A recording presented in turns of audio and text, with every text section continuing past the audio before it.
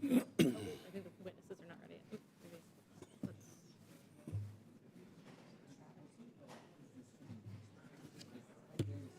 We're ready to gather.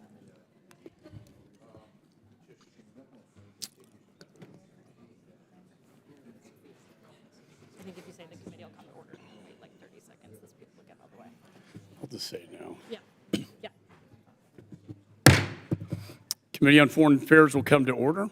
The purpose of this hearing is to discuss Hamas's unprovoked and brutal attack on Israel and Israel's response to the attack.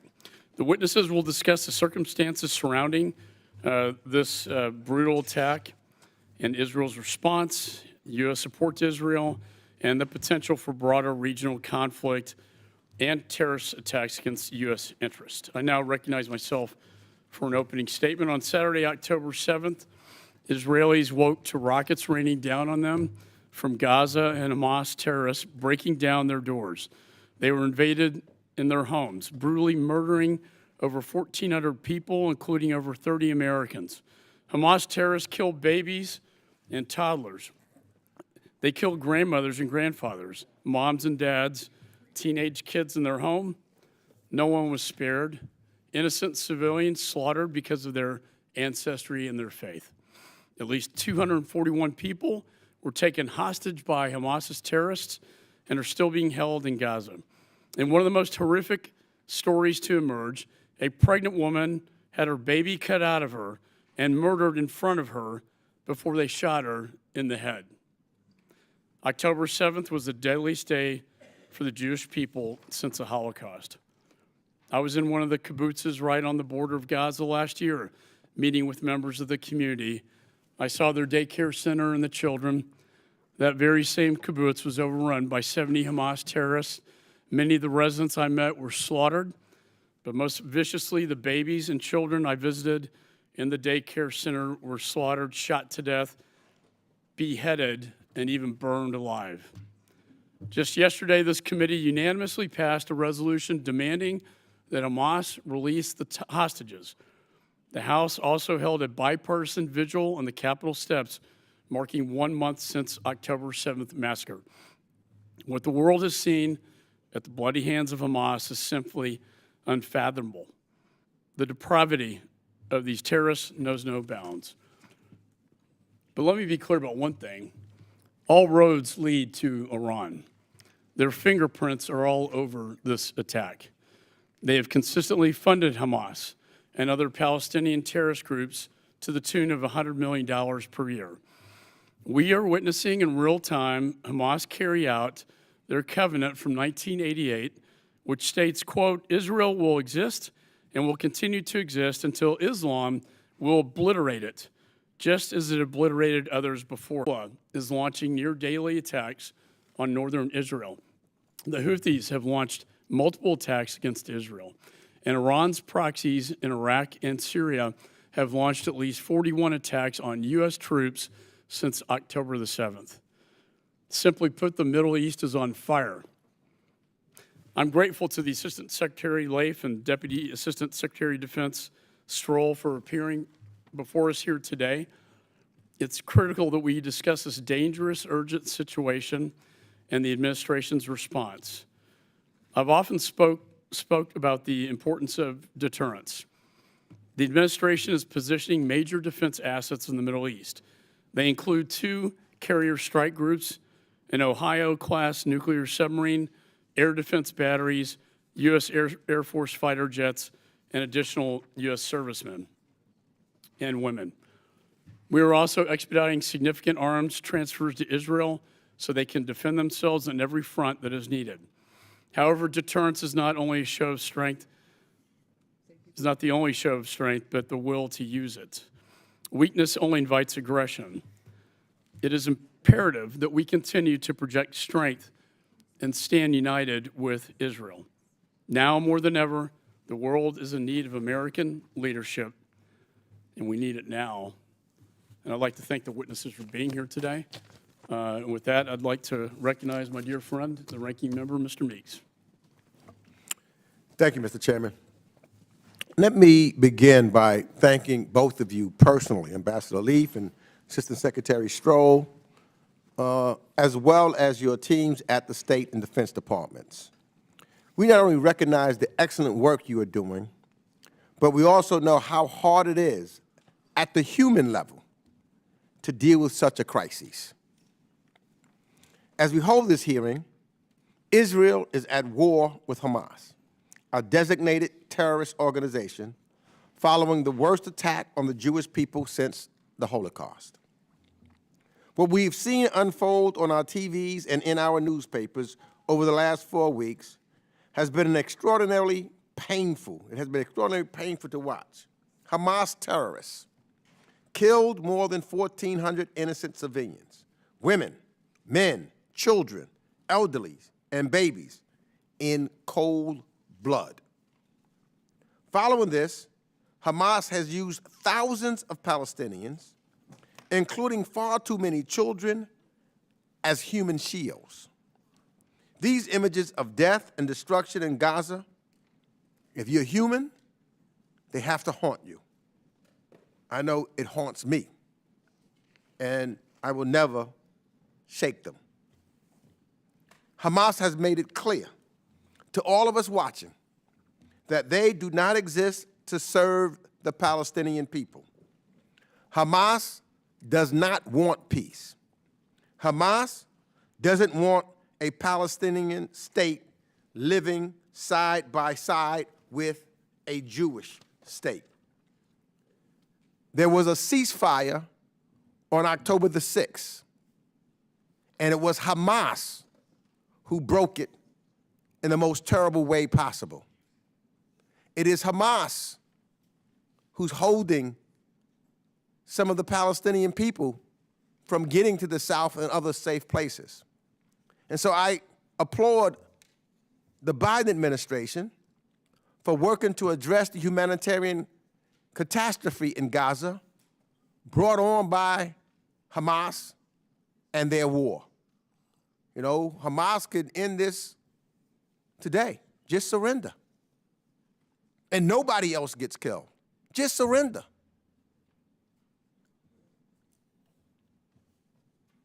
The United States has provided an initial contribution of $100 million and will be providing more upon passage of a comprehensive supplemental bill.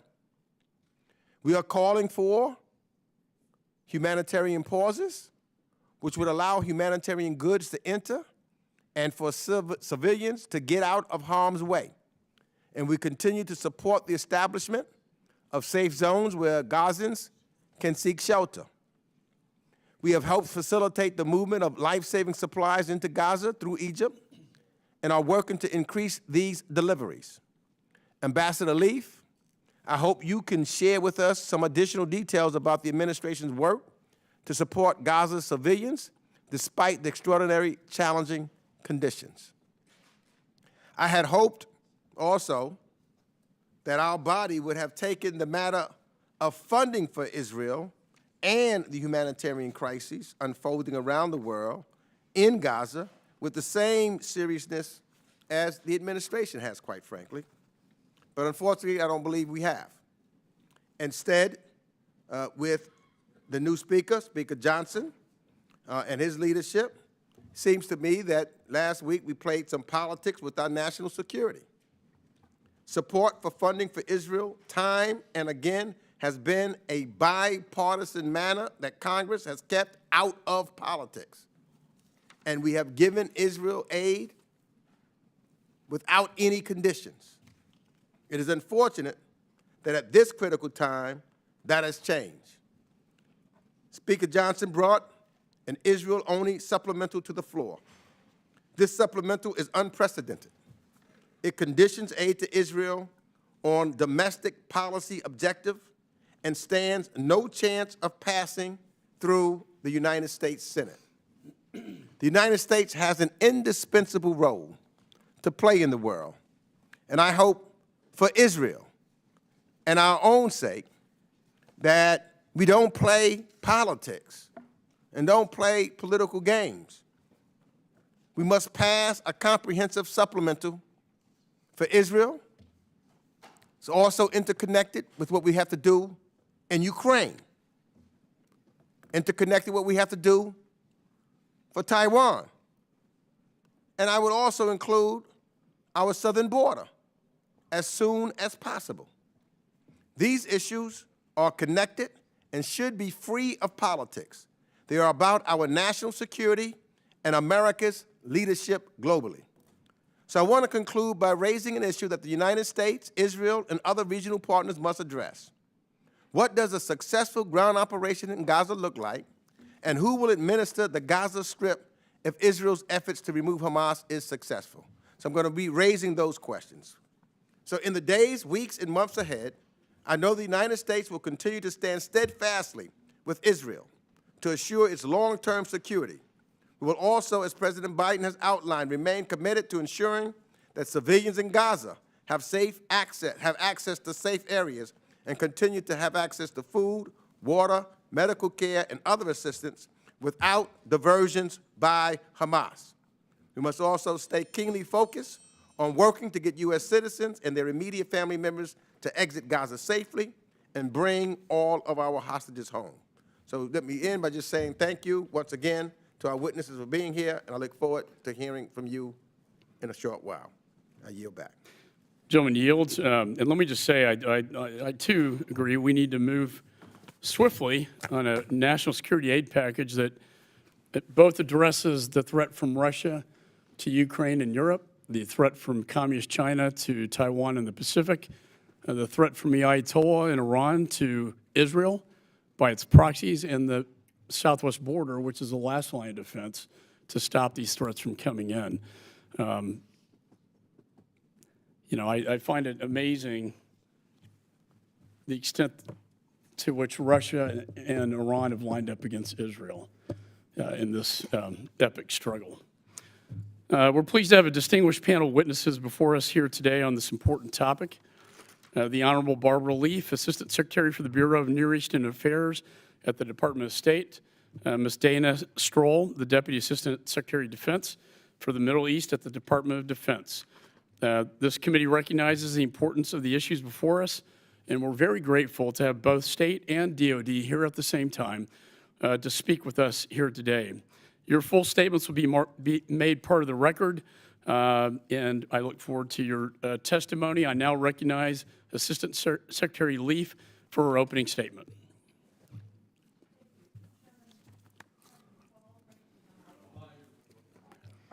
Sorry. Chairman McCall, Ranking Member Meeks, thank you for inviting me to testify today on this important set of issues. While I'm here about Gaza, I want to underscore the urgency of the President's full supplemental assistance requests, including $3.5 billion in FMF for Israel, $200 million in State Department operational funds to meet the needs of embassy security and U.S. citizen services in this crisis, and $10 billion in global humanitarian assistance. I returned Monday from the region from 2 weeks in the region. I joined Secretary Blinken for meetings with our Israeli and Arab partners aimed at demonstrating support for Israel's self-defense, consistent with international humanitarian law, preventing the conflict from spreading, securing release of Hamas's hostages, including American citizens, and addressing the humanitarian crisis in Gaza.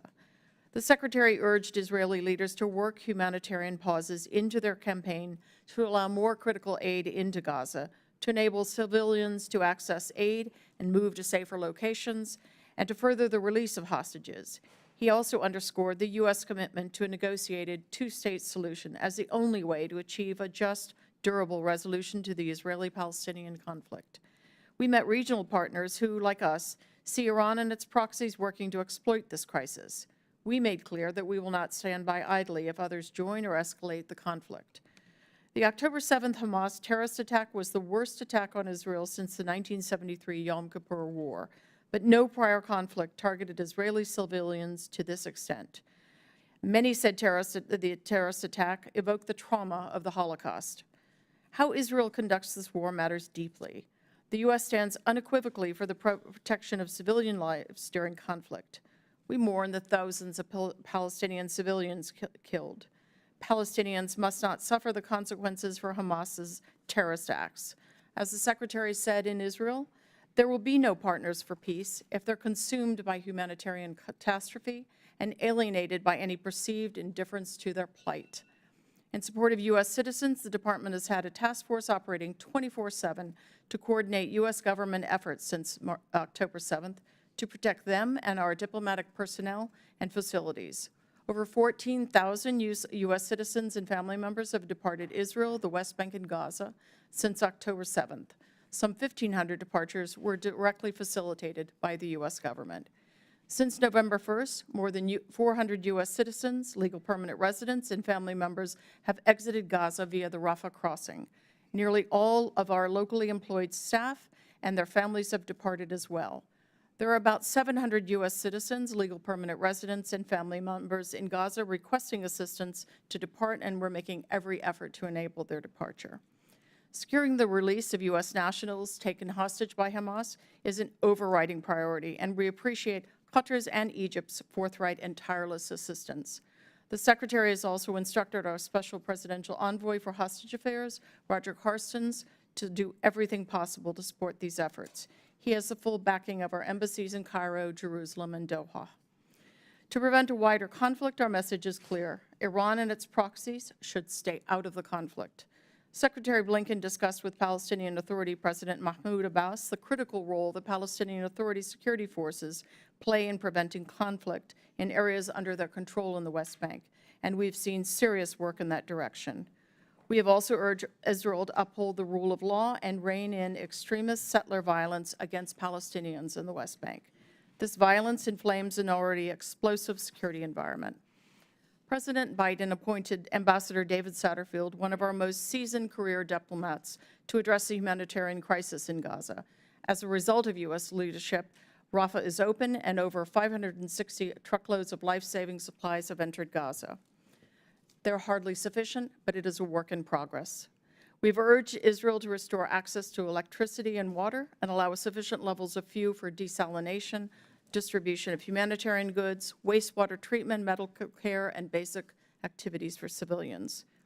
Our partners are scrutinizing our response, as are our strategic competitors. After years of false narratives claiming the U.S. is abandoning the region, we are demonstrating we will stand resolutely by our ally and our partners. As others offer hollow statements, the U.S. conducts hard-nosed diplomacy, finding solutions. But we must be clear-eyed about what lies ahead. The Secretary heard from our regional partners that their imperative is the immediate protection of Palestinian civilians, thus the unstinting calls for a ceasefire. They fear the irreparable displacement of the Palestinian people in this crisis. They want to know how much political capital the U.S. is willing to invest towards a two-state solution, and they want U.S. leadership. I close by thanking this committee for your continued support. The Biden administration is poised to work with you to hold Hamas accountable, to prevent the widening of the conflict, to protect civilians. We cannot return to the environment before October 7th for either Israel or the Palestinians. I look forward to your questions. Recognize Deputy Assistant Secretary Stroll for her opening statement. Chairman McCall, Ranking Member Meeks, distinguished members of the committee, thank you for inviting me to testify today alongside Assistant Secretary Leaf. The Department's commitment to Israel's right to defend itself from terrorism is ironclad. We mourn the Israelis, Americans, and citizens of countries around the world who were murdered by Hamas on October 7th. We also mourn the thousands of Palestinian civilians who have died during this conflict. The Department of Defense has organized our efforts along the following lines. First, protecting American forces and interests in the region. Second, supporting Israel's right to defend itself, consistent with international humanitarian law. Third, coordinating closely with Israel on hostage recovery efforts. And fourth, containing the conflict to Gaza. The volume of disinformation and misinformation perpetuating false narratives about this conflict is deeply troubling. The Department of State designated Hamas a foreign terrorist organization in 1997. Hamas is responsible for the abhorrent terrorist attack in Israel, and Israel is executing military operations to ensure that Hamas is never again able to perpetuate a terrorist attack like it did in October. Hamas is using civilians as human shields, blocking the delivery of humanitarian aid, and while having released 4 hostages, continues to hold at least 200 civilians, including Americans. Palestinian civilians are not terrorists, must have immediate access to life-saving humanitarian aid, and deserve to live in peace, security, and dignity in a state of their own. As the Department of Defense works along the 4 lines of effort I articulated, Iran-backed militia groups are attacking U.S. forces. Since October 17th, U.S. bases and facilities in Iraq and Syria have been attacked 41 times. On October 26, at President Biden's direction, U.S. forces conducted precision self-defense strikes on facilities in eastern Syria used and operated by Iran's Islamic Revolutionary Guard Corps, IRGC, and its affiliates. We will not hesitate to take further necessary measures to protect our people. To underscore, in response to a pattern of Iranian and Iran-backed attacks against U.S. personnel and facilities in Iraq and Syria, and the continuing threat of future such attacks, the United States has taken, and as necessary, will continue to take military action against the IRGC and its affiliates. This includes the use of force against IRGC and IRGC-affiliated personnel and facilities in the U.S. Central Command area of responsibility, with the intention to convince the Iranians to de-escalate threats against the United States, our interests, and our people. Current U.S. posture in the Middle East is significant, and DoD has demonstrated its ability to rapidly project additional power into the theater. Since October 7th, we have deployed THAAD and Patriot missile defense systems, additional fighter squadrons, 2 carrier strike groups, and an Ohio-class nuclear-powered guided missile submarine. We also placed over 2,000 personnel and a range of units on a heightened state of readiness, some of which subsequently deployed. These deployments demonstrate our commitment to Israel's security, to regional stability, and to deterring those who seek to widen this conflict. It also bolsters the department's ability to respond quickly to the evolving security environment. With respect to supporting Israel, we are working around the clock to determine which munitions and equipment from U.S. inventory can quickly be made available. Air defense is a high priority, as are medical supplies, artillery ammunition, and precision-guided munitions. Deliveries are taking place on a near-daily basis. With respect to supporting the release of hostages held by Hamas, the department sent U.S. military personnel to Israel to provide advice and intelligence support. We are also conducting unarmed UAV flights over Gaza only to support hostage recovery. Finally, the Department of Defense is acutely focused on the importance of obligations related to civilian protection. Under the law of war, all parties to armed conflict must comply with rules for the protection of civilians. In this war, protecting and supporting civilians is difficult for a range of reasons, including the fact that it is happening in a densely populated urban environment, that Hamas is using civilians as human shields, and because Hamas placed rockets and weapons in civilian areas while digging terror tunnels underneath civilian infrastructure and protected sites like schools and hospitals. We make clear to Israel every day that efforts to mitigate and respond to civilian harm are both a moral and strategic imperative. As the Secretary's Civilian Harm Mitigation and Response Action Plan states, hard-earned tactical and operational successes may ultimately end in strategic failure if care is not taken to protect the civilian environment as much as the situation allows. That is precisely what the Department of Defense is doing. Thank you. Thank you, Secretary. I now recognize myself. To start out, just so I have a situational awareness of what is happening on the ground in Gaza, according to my briefings, the IDF, that is the Israeli military forces, are beginning to circle Gaza City in a very slow and determined effort to eventually bring Hamas out of the tunnels, and that a barrier or a blocking position is being built in the center of Gaza, a very narrow strip, to then eventually turn southern Gaza into a humanitarian zone. The Rafah gate is open. About 100 trucks are going in with food, water, and medicine.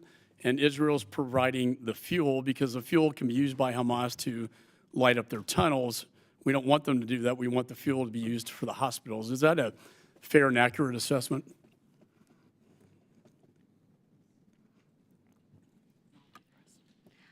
Let me start with how the IDF has announced the current status of its operations.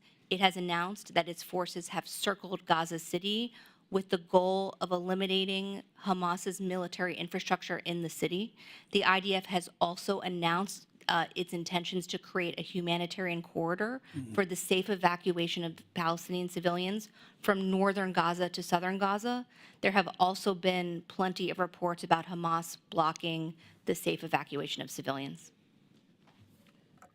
Chairman McCall, there are a couple of refinements I'll offer to your comments about Rafah Gate and trucks and fuel.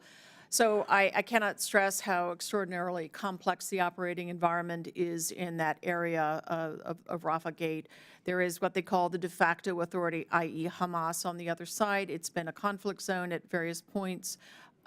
We have, through Ambassador Satterfield and his team, through the efforts of our mission in Cairo, Jerusalem, and then, of course, people back here making calls, have been in a strenuous effort to keep Rafah Gate open.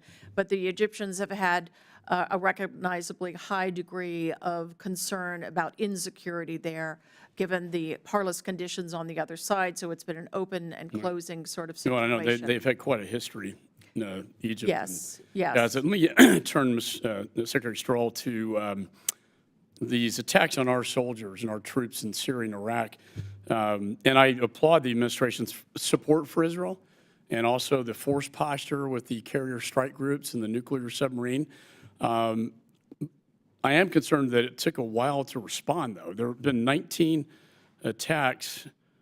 There was only one response, and it was after 19 attacks, I should say. So it took us, we had to wait until almost 20 attacks took place before we even came in to respond to protect our troops there. And since that time, there have been 20 more attacks. What are we doing to protect our troops in the region? Thank you for that question, Mr. Chairman. First of all, U.S. military strikes are not the only effort that the U.S. government is putting forward, both to deter further attacks and address the current attacks against us. That is why we increased posture and messaged very loudly about the capabilities that the U.S. military has projected into the region in less than 1 month. Number two, we are working in full partnership with the State Department diplomatically through every possible channel to pass messages about our desire not to see regional conflict, to de-escalate, that we are focused on supporting Israel, but do not seek either state or non-state actors to widen this conflict. And we have made it explicit to our partners who can pass messages to state and non-state actors. Thank you. My time's running. Listen, I agree. Deterrence is going to be the key here to prevent escalation. We do not want to see Hezbollah get any more engaged than they already are with 100,000 rockets. We don't want to see that light up. And Iran, is basically they're tentacles of Iran, essentially. I want to turn to the human shield because I don't think a lot of people understand. They look at the TV and they see these innocent civilians, and it breaks our heart to see human beings, in such circumstances. But if you could explain perhaps to me and the committee and those behind you, what Hamas does to endanger innocent civilians by using them and our hostages as human shields. For instance, there is the hospital known as Al-Shifa, that has gotten a lot of attention lately. However, as I understand it, Hamas has a terrorist infrastructure located in the hospital itself and underneath in the tunnels, putting innocent civilians in jeopardy and at risk, and the hostages as well. Would you comment on that? The rules of international humanitarian law are clear. They apply to the Israel Defense Forces. They also apply to Hamas. One cannot deliberately target civilians or civilian objects. One cannot use civilians as human shields. Attacks cannot be indiscriminate. One cannot rape, torture, or mutilate. one cannot take hostages, and attacks cannot cause excessive loss of civilian life or damage to civilian objects in relation to their military advantage are prohibited. There is documented evidence, there is plenty of images out there. Some of it, Hamas has put out itself to praise its use of terror tunnels, its obfuscation of weapons and rockets inside civilian structures, including hospitals, mosques, and schools. And my question to the two of you last very quickly, would you say that Hamas is then, according to your testimony, in violation of international humanitarian law? Mr. Chairman, yes. Secretary? Absolutely. Would you say that Hamas is also guilty of war crimes and genocide? Yes. Yeah. Yes. I would caution those participating to not shout out. We appreciate peaceful protests, but we want to keep it peaceful. With that, Chair recognizes Ranking Member Mr. Meeks. Thank you, Mr. Chair, and I want to thank you for that last explanation, because I think that's something that does need to be clear in regards to who Hamas is. Committee will come to order. 10,000 civilians have been killed. Nobody's trying to prevent civilians from being killed in Gaza. It's a genocide. It's slaughter. It's slaughter. It's genocide. It's ethnic cleansing. That's the truth. Call it what it is. Call it by its name. The Chair reminds our guests. It's ethnic cleansing. You're slaughtering Gaza. The Chair reminds our guests today that demonstrations from the audience will not be tolerated, including verbal outbursts. And we, again, appreciate your right to protest under the Constitution, but we would ask that you do that peacefully and in a style that does not disrupt the proceedings. Thank you. Mr. Meeks. Thank you again, Mr. Chairman, because we know that what's going on in the death started when it was Hamas who violated a ceasefire. It was Hamas that committed these heinous acts. And it is Hamas who have stated that these deaths, it's good for them as far as martyrdom, because they will never stop until they destroy Israel. So I think that that's important for the record to be clear. And I think it's also important for the record to be clear because I think the language, and I would ask Secretary Leaf, in regards to the administration talking about a humanitarian pause, which is for the Palestinian people, as opposed to a ceasefire, which benefits Hamas. And I think that most people want to make sure that the innocent Palestinians are giving a safe space and moving forward, and that's why the administration has called for a humanitarian pause. But a ceasefire would only give Hamas, as they have stated, the opportunity to rearm themselves and do what they did on October 7th again, because they said they would do it again and again. Is that accurate? Ranking Member, that is accurate. If you would permit, I'll elaborate a bit. When the Secretary came out on his visit to the region last week and met with Israeli leaders, at the President's request, he put on the table what we believe is a timeliness for humanitarian pauses. And I do stress pauses because these should be embedded into current operations, and they can be. And those will allow civilians to move out of harm's way. They will allow us to open up the aperture even wider to get a really robust flow of humanitarian assistance into Gaza, and then for it to be delivered to those in need. It also this would also likely support the efforts that we're undergoing to get the release of hostages and get them to safety. A ceasefire, on the other end, at this moment, would leave Hamas still in a position with 200-plus hostages, a very large military infrastructure, and the capacity to continue attacks. And by the way, a senior Hamas leader last week made it very clear publicly that they would look to commit an October 7th style massacre again and again and again. Thank you for that. So let me move to a different place, because I believe also there needs to be a plan in place to ensure that once Israel's military operation against Hamas has concluded, that there will be an entity in place credible to the Gazans who can administer Gaza and provide basic security. And I know that Secretary Blinken has indicated that he thought that the Palestinian Authority might be the appropriate entity. So I want to ask you that question. What is your view on the Palestinian Authority as an appropriate entity to assume control of Gaza in the future? And as well as that, I've talked to a number of others in the region, Saudi Arabia, UAE, et cetera. What can our Arab states do to assist in stabilizing and administering a Gaza in the immediate period following Hamas's removal from power?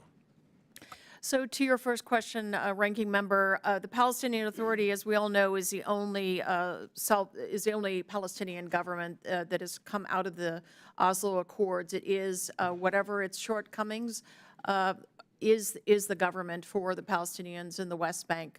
We do believe that ultimately Palestinian voices and aspirations have to be at the centerpiece of post-conflict governance and security in Gaza. We are looking at all of these questions right now. We would like to begin those discussions sooner rather than later. I would say our Arab partners, on the one hand, as we heard from them last weekend in Amman, are very focused on the here and now. They're very focused on the issues of the humanitarian crisis, and they're focused on obtaining a ceasefire. We are doing both things. We're focused on the here and now, but we're also looking over the hill past the conflict and what needs to come. And I'm quite confident that we will find support in our common efforts. But I want to stress that we do think the PA is the appropriate place to look for governance eventually. My time has expired, so I yield back. Gentleman yields. Chair recognizes Mr. Smith. Thank you very much, Mr. Chairman. Let me, Secretary Stroll, you had indicated or talked about false narratives, and I think that's a very important subject to speak about. Nowhere is that more in evidence than at the United Nations, both in Geneva as well as in New York. I chaired a hearing earlier today called United Nations Bigotry Towards Israel, UNRWA, Anti-Semitism Poisons Palestinian Youth. And we did put a focus on how young people are being trained up to hate Jews, to hate Israel, and to hate us in those UNRWA camps. And we have provided, under the Biden administration, about $1 billion towards UNRWA and the entire operation. So I'm very, very concerned, as are the members of my committee when we met earlier today. The false narratives, though, we brought out one particular one, is one of many. Francesca Albanese, who's the High Commissioner for Human Rights Special Rapporteur for Palestinian Territories, said that Israel has no right to defend itself. And she makes a bogus legal argument that somehow Article 51 does not apply and that they can't defend themselves. That kind of narrative, and there are many others like it, but she's one of the point people on this. Your thoughts on that? Secondly, if I could, is Gaza the harbinger of what a two-state solution would look like? I was on the White House lawn when Bill Clinton famously had both leaders of the PLO as well as Israel on that lawn. We were all hopeful that Oslo would lead to a positive, peaceful outcome. And yet we see a de facto two-state in Gaza. And what are they doing? I've read the Hamas Charter of 1988 many times. It calls for killing every Jew, and it also calls for the end of Israel, eviscerating the entire nation. Your thoughts on that? Because I think while the two-state solution seemed to have merit, we all hoped, it seems to be something that has been profoundly discredited in modern times, especially now by Gaza. Congressman, thank you for your question. You know, if we go back in time to the events in Gaza in 2006, 2007, Hamas essentially undertook a violent coup and took over, and is run by brutal fiat ever since. So those 2 million plus Palestinians who really had no vote in the matter, certainly not since 2006. That would hardly qualify as a state in by anybody's reckoning. I think the Palestinian legitimate aspirations for statehood have been something that have been recognized now for decades by successive administrations, and we all feel, I say the we in a collective sense, having consulted with key Arab partners this past several weeks, there's a greater urgency than ever to take a negotiation forward after the conflict towards towards a Palestinian statehood, negotiating between the parties along the 1967 lines with mutually agreed swaps, but something that will give the Palestinian people the governance, the self-governance that they deserve, and give them a chance to live next to Israel in a state of peace and mutual recognition. With respect to both UNRWA and the two-state solution, what the position of the Department of Defense, first of all, is to support our colleagues at the Department of State. There's a difference between Hamas, a U.S.-designated foreign terrorist organization, and the Palestinian people, who absolutely deserve a state of their own, which would enable Israelis to live in a secure state, as well as for Palestinians.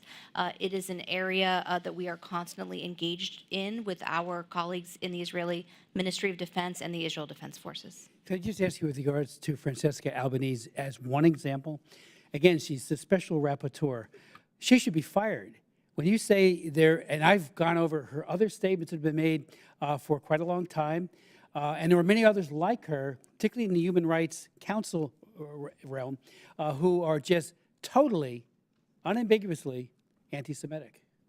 Well, I mean, the statements, as you've described, I mean, certainly are unacceptable from the U.S. perspective. If I could go back to UNRWA, Congressman, look, this has been a years-long effort, and it's something that we continue to apply ourselves to clear out, to bring to the attention of UNRWA, to clear out anti-Semitic or any other sort of incitement language in education materials. But I would also underline that right now, especially at this moment of crisis, UNRWA is the backbone of the strong UN-coordinated humanitarian response to the crisis in Gaza. And in any post-conflict setting, it will serve that purpose. Again, I'm out of time, but the Yes. textbooks and all the rest is all done by the PA. It's not done by the UN or us. Yep. And we're the major contributor. Gentleman yields. Chair recognizes Mr. Sherman. The gentleman from New Jersey is correct as to the special rapporteur, and we have sent a letter, and perhaps we should send another one urging for her dismissal. From the river to the sea, people should know what that means. It means kill or expel every Jew between the Jordan River and the Mediterranean Sea. A second Holocaust. Now, we had a ceasefire on October 6th. Hamas's forces exploded out and killed 1,400 people, took 240 roughly hostages. Now, their fighters could have stayed in Israel and fought. Instead, they quickly retreated behind their human shields. Now, we hear those calling for a ceasefire. Hamas has declared that they want a ceasefire and has declared what they would do with a ceasefire. They would regroup, and these are the words of just a few days ago of a senior member of their Politburo, and then they would do another October 7th, and another after that, and 2 and 3 and 4 times until Israel is destroyed. So those who delight in the 1,400 Israeli deaths and the butchered babies and the raped women, of course, join that call for a regroup ceasefire and a chance to do October 7 2, 3, 4, 5 times.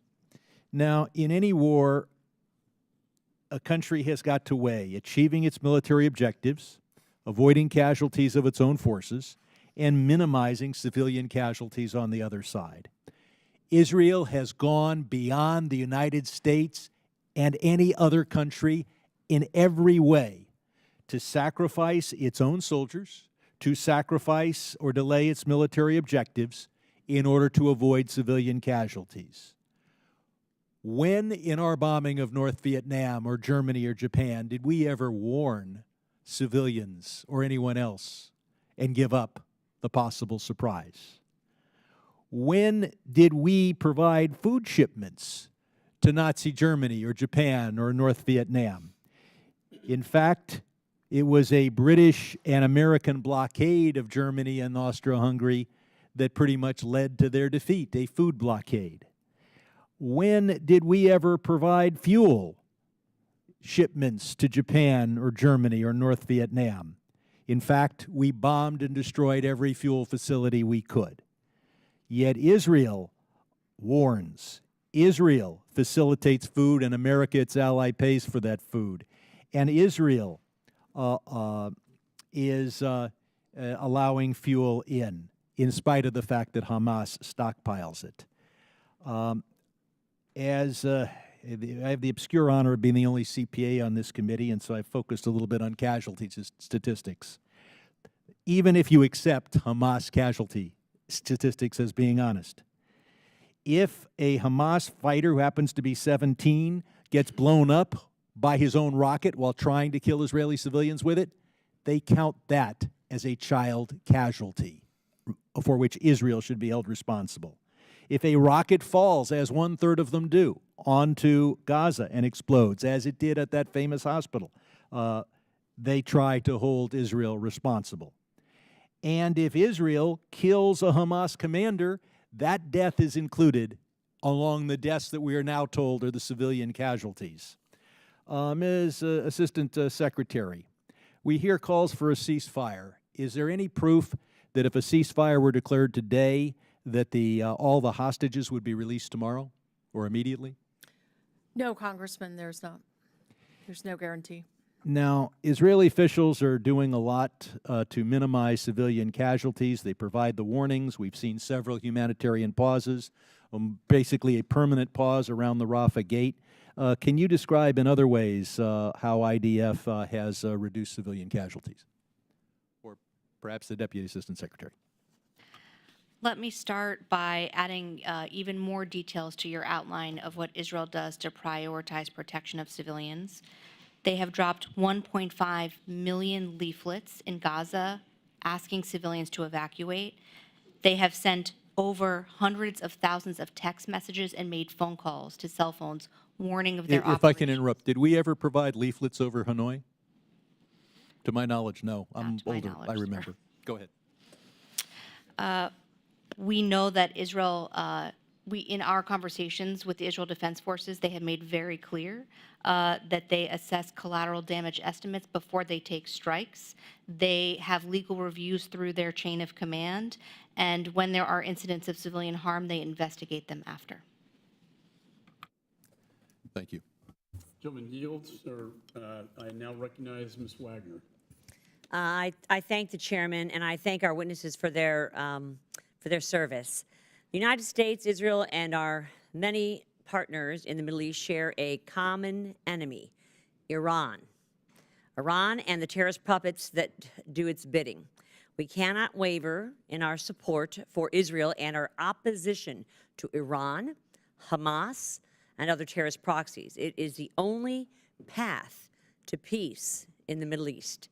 Assistant Secretary Leaf, does Iran have the military capacity and intent to escalate this war, including by supporting Hezbollah or the Houthis in the opening and in opening additional fronts, I'll say? And how is the U.S. communicating that escalation would be unacceptably costly for Iran and its terrorist proxies?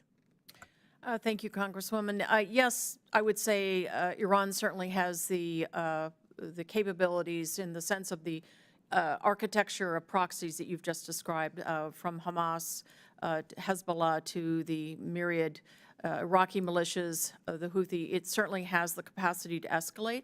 I would say over the course of 4 weeks, we have been in a very steady, relentless state messaging, of course, use of our force posture adjustments, increases, messaging directly and through other parties on a constant, relentless basis. And I think while there has been escalatory at times, sort of tit for tat, but escalatory on the part of Hezbollah, tit for tat at the northern border of Israel, we have seen success so far in keeping that escalation capped.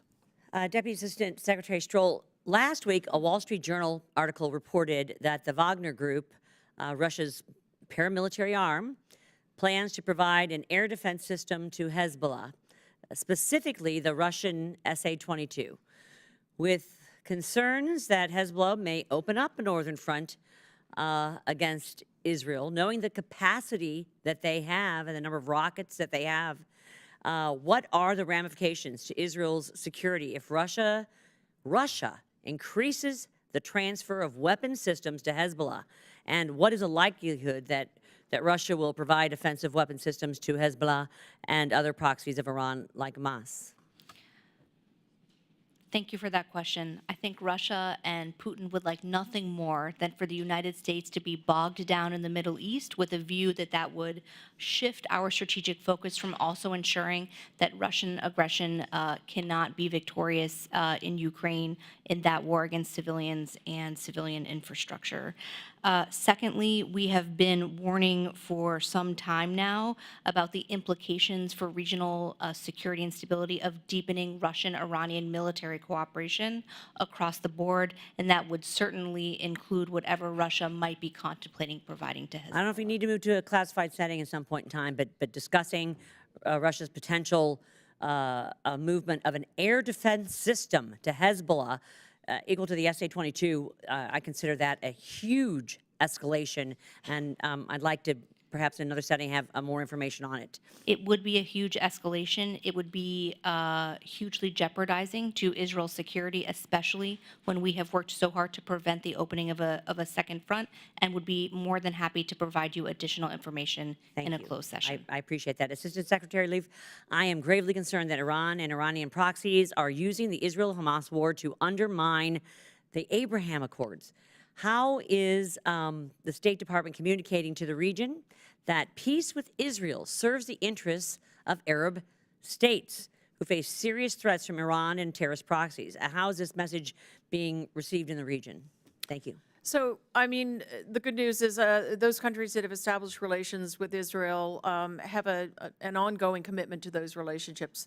Obviously, they're strained at this point. The channels of communication are strained.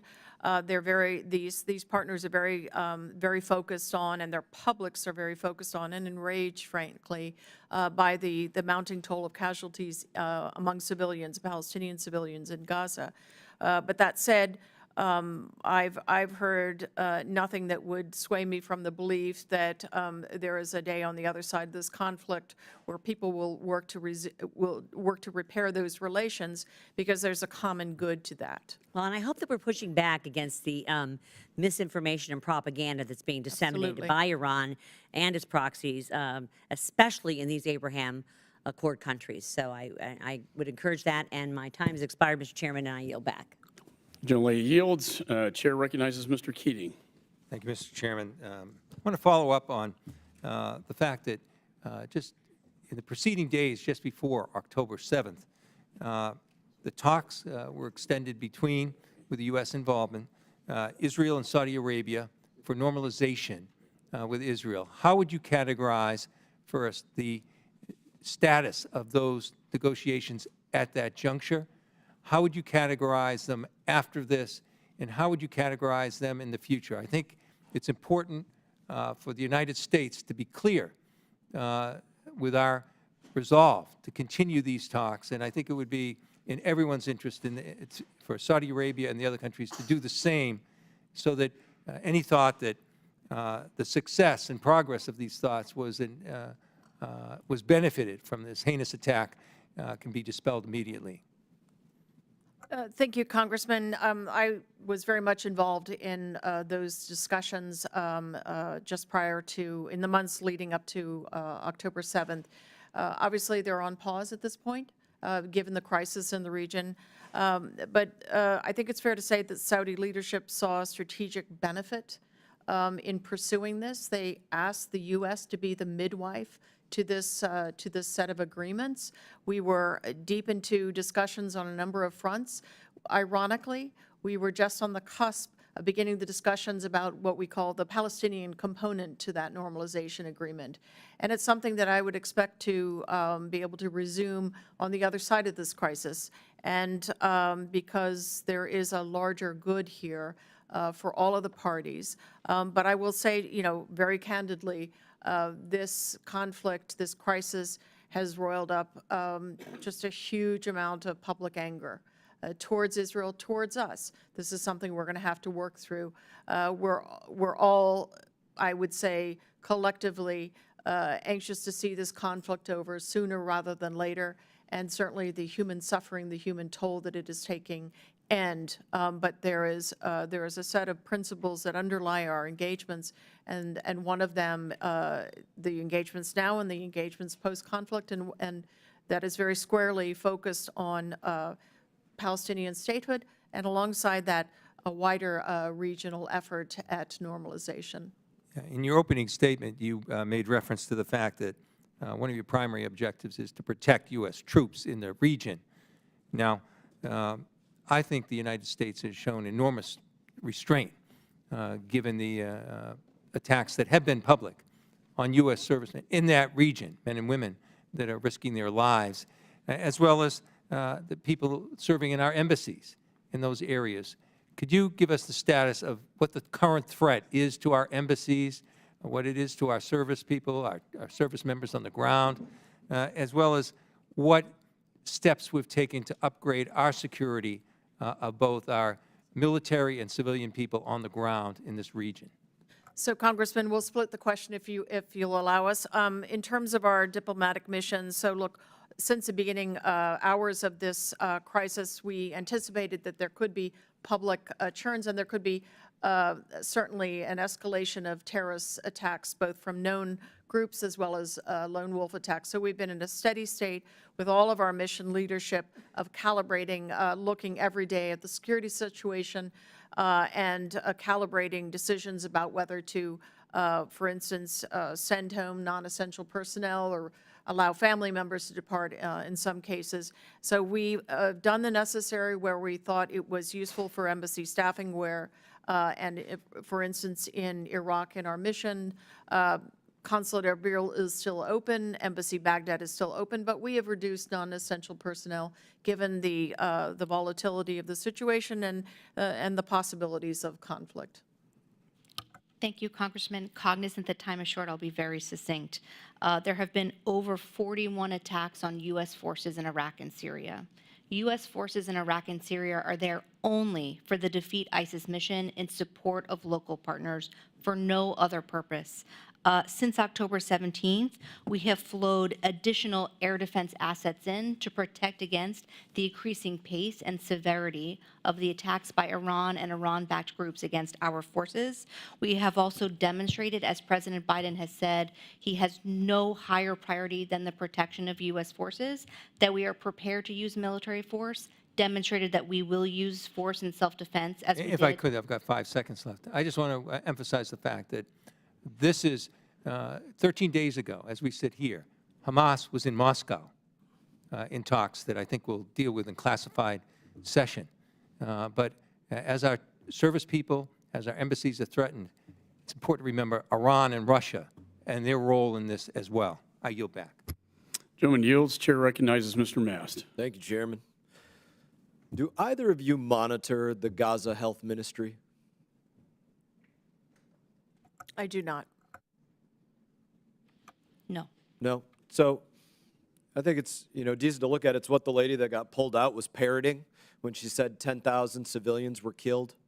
And it's not just what they were parroting in back there. It's literally what UNRWA parrots. And then when UNRWA parrots it, it's what Al Jazeera and New York Times and BBC and everybody else. It's what everybody else starts parroting. And I'm going to read to you directly from them what they want everybody to parrot. So accordingly to the Gaza Health Ministry, 9,770 people have been killed. This is in Gaza. 70% were women, children, older persons. 24,158 people injured. 2,260 reported missing. At one point, 521 families, 3,109 citizens, and they give very specific information. Do you notice anything glaringly missing from what I just mentioned to you from the Gaza Health Ministry report? Is there anything that strikes you as glaringly missing? I'm sorry, I don't know what you're referring to. Combatants. They didn't mention the word combatants No, at all. because they mingle them. Exactly. That's exactly the point. They expect the world to believe that all these people and these groups that they're dividing up to families and older persons and children, which they consider anybody under 18, and women, that none of them are combatants. That's what they want the world to believe, and that's what the United Nations goes out there and parrots, and that's what the media goes out there and parrots. So I want to get to a few of those points because it leads to a circle that's going on, and the circle is this. This shouldn't be provocative to anybody. Hamas lies. Hamas and Palestinians lie. It's their government. I've had a number of my colleagues that have agreed with me on Twitter that it's their government, even though they tried to censure me on this. But, and then they say they lie, but then they pretend everybody is a victim. And then after they say everybody's a victim, there's anti-Semitic riots and terrorism. And then after that happens, then there's people, members and others, that call for ceasefires in another country and things like this. So I want to ask a few questions on that. Are all combatants men in this war?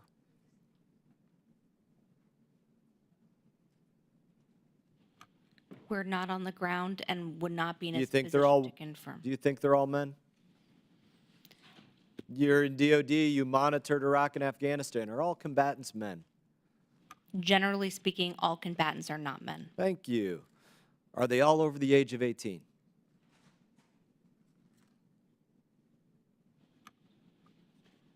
Broadly speaking, there are plenty of designated foreign terrorist organizations who use children in combat. Are they all young adults or some of them are older adults?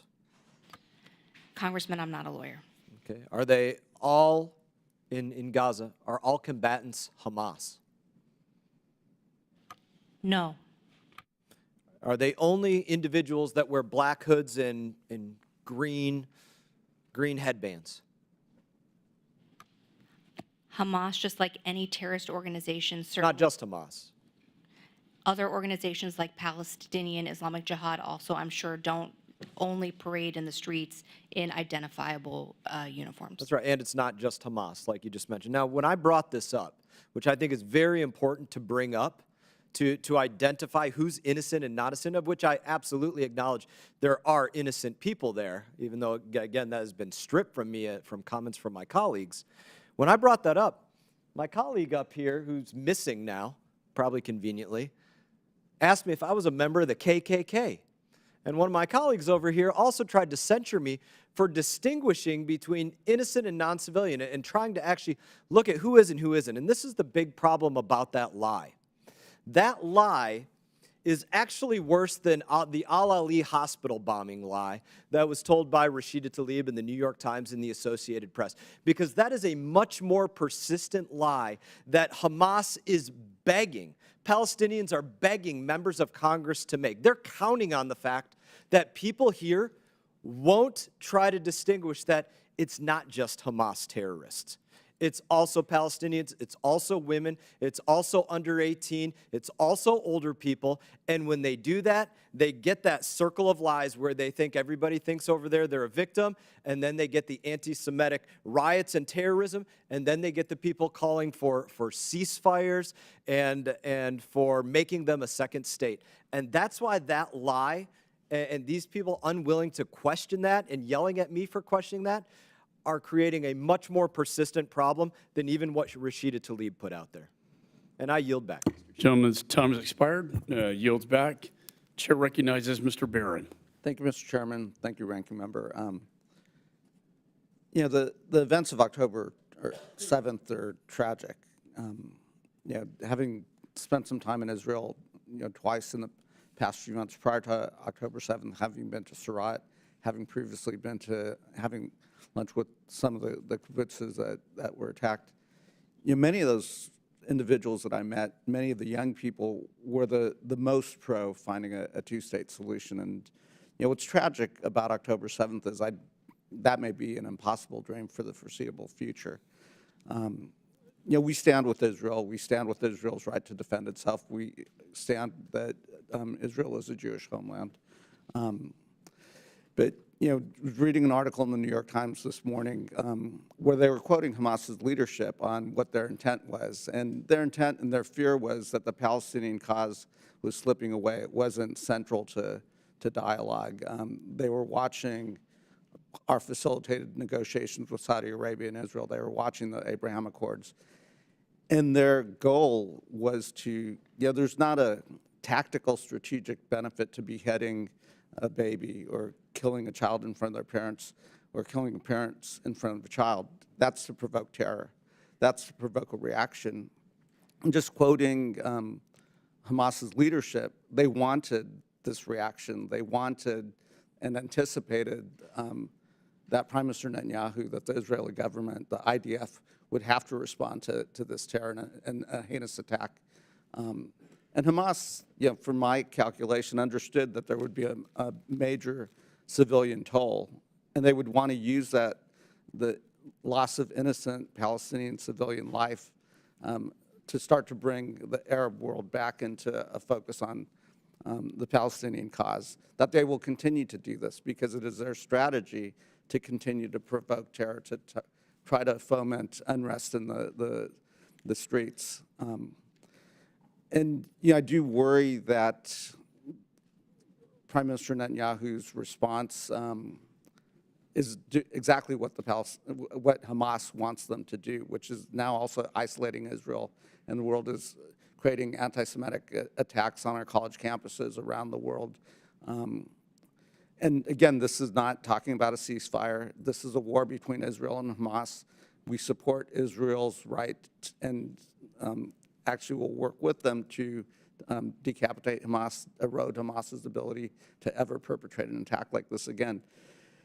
But it is, and maybe this is a question for Secretary Stroud, there are other legitimate ways to prosecute this war against Hamas and perhaps minimize innocent Palestinian casualties. And I would imagine that we're in conversation with the IDF, with the Israeli government, to think about what those are, special operators, et cetera, while protecting the Israeli homeland.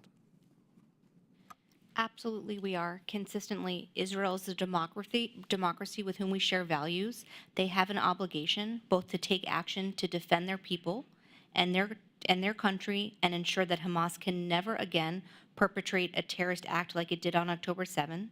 And they also have an obligation to distinguish between terrorists and militants and civilians who deserve access to humanitarian aid and protections consistent with the law, with international humanitarian law and the law of armed conflict. The Israelis are absolutely aware and cognizant of it, and we have conversations with them every day. And perhaps for Secretary Leaf, none other than Naftali Bennett and others in open sources have suggested a different strategy, and a strategy that says Israel is going to occupy Gaza. I think our own Secretary of State has said an occupation of Gaza is not possible, and I think would be a bad strategy. Is that? Yeah, Congressman, in fact, I'd love to quote a few things that Secretary Blinken said today in Tokyo at the G7 ministerial, because it gets to a number of points that you've made. He said the only way to ensure that this crisis never happens again is to begin setting the conditions for durable peace and security, and to frame our diplomatic efforts now with that in mind. The United States believes key elements should include no forcible displacement of Palestinians from Gaza, not now, not after the war. No use of Gaza as a platform for terrorism or other violent attacks. No reoccupation of Gaza after the conflict ends. No attempt to blockade or besiege Gaza. No reduction in the territory of Gaza. And I would add to that a few affirmative principles that I know the Secretary feels very strongly about, and that inform our approach now, and they will certainly inform our approach after, which is that, as I said earlier, Palestinian people have to be at the center of post-conflict governance. The West Bank and Gaza must ultimately be treated as a common polity, if you will. We have to look to rebuild a road that's long been missing towards negotiations for the Palestinians, because what we've seen, and you touched on it in your opening remarks, is a real weaponization of an unresolved issue, an unresolved legitimate aspiration for statehood. It's been weaponized by Hamas, and Hamas has an ultimately dark and nihilistic sort of a savage kind of vision for that cause, and it is not one that, frankly, most Palestinians align with. But Hamas and other members of Iran's so-called axis of resistance are very much desirous of weaponizing that issue, and so we must take it away from them, frankly. Gentleman's time has expired. Chair recognizes Mr. Wilson. Thank you, Mr. Chairman. And Assistant Secretaries, your service of State and Defense has never been more important. It's really bipartisan. We want you to be successful. We want the President to be successful. It's critical for American families that you be successful. I'm very grateful with the leadership of Chairman Mike McCall, the Ranking Member Greg Meeks. It is bipartisan that we want you to succeed. But it's so critical because, indeed, I believe the Washington Post is correct last week when they cited that American families are at greater risk today of another 9/11 mass murder than ever. And so we've just got to be together and get these issues addressed. And to me, it's perfectly sadly clear that we're in a war we did not choose, of dictators with rule of gun invading democracies with rule of law. And it's an axis of evil. It began with the war criminal Putin when he conducted mass murder on February 24, 2022, invading Ukraine. It then, on October 7th, we know the massacre by the Iranian puppets who came in to massacre the people of Israel. Just so clear, so sad. And we also know the Chinese Communist Party has indicated that Taiwan, 24 million people, do not exist. We've just got to be working together, and I am just so concerned that all of this leads to death to Israel, death to America, being American families. And then, indeed, Madam Secretary, when you mentioned about Hamas and their perverted view of the world, indeed, American families and also civilization should know that the Hamas Covenant of August 18, 1988, in the midst of insane provisions, is Article 7, quote, "The day of judgment will not come about until Muslims fight Jews and kill them. Then the Jews will hide behind rocks and trees, and the rocks and trees will cry out, 'O Muslim, there's a Jew hiding behind me. Come and kill him.'" End of quote. It should not be ignored. There were people carrying signs here in Washington on Saturday and Sunday about trees and rocks. This is what it is, killing Jews. With that in mind, it's also, again, bipartisan. Congressman Keating, I appreciate what he stated, and that is that we've had U.S. forces come under fire in Iraq and Syria more than 40 times from the Iranian puppet forces. Dozens of Americans have been reported injured in these attacks. Sadly, to me, it's been concealed from the American people how serious this is. The U.S. has responded militarily just one time, attacking apparently an empty warehouse. With the technology we have today, Secretary Spruill, we should be able to identify the location of the launching sites, and they should be responded to immediately and not discussed or whatever. We've got the technology. We need. Why are we not acting to protect the American people? Thank you, Congressman, for your question. President Biden has been clear that he has directed self-defense strikes in protection of our forces and will do so again. There is no higher priority. It is quite clear that Iran and its proxy groups are escalating against U.S. forces in Iraq and Syria, and we have a range of options at our disposal to defend ourselves. And indeed, I have a staff person in the region. I'm so concerned, and all of us have family members. My 4 sons have served in Iraq, Egypt, and Afghanistan. The thought of, it's good that we're providing air defense capability, but we should be going after the launch sites. They can be identified. That's just with the technology we have today. To me, it's inexcusable. Why are we not going after, identifying and going after the launch sites? Congressman, I can't speak to every specific operational decision. I'd be happy to brief you more in a closed session, but I will also say that Iran and its proxy groups disguise many of its warehouses, depots, and launch sites in areas that have civilians around, and so the U.S. military takes precautions and assess how we're going to respond based on proportionality, necessity, and distinction. And hey, for years, anytime there would be an attack by Hezbollah, Hamas, or Houthis, the American media covers the Iranian response, Israeli response, not the attack. And so let's get ready for that, because we are going to be accused of being the perpetrators when, in fact, there should be self-defense. I yield back. Gentleman yields. Chair recognizes Mr. Castro. Thank you, Chairman. I think that all of us, or almost all of us, were shocked and enraged by the attack on October 7th. I certainly expressed that. I have been concerned since then about how the Netanyahu administration has carried out its response. I don't have faith or confidence that Prime Minister Netanyahu can protect Israelis, will follow the humanitarian rules of war, or prevent a larger regional conflict that will rope in the United States. Do you know how many missiles have hit Gaza now? An area that's 141 square miles. I asked that of either witness. Congressman, I don't have the specific number of airstrikes at my disposal.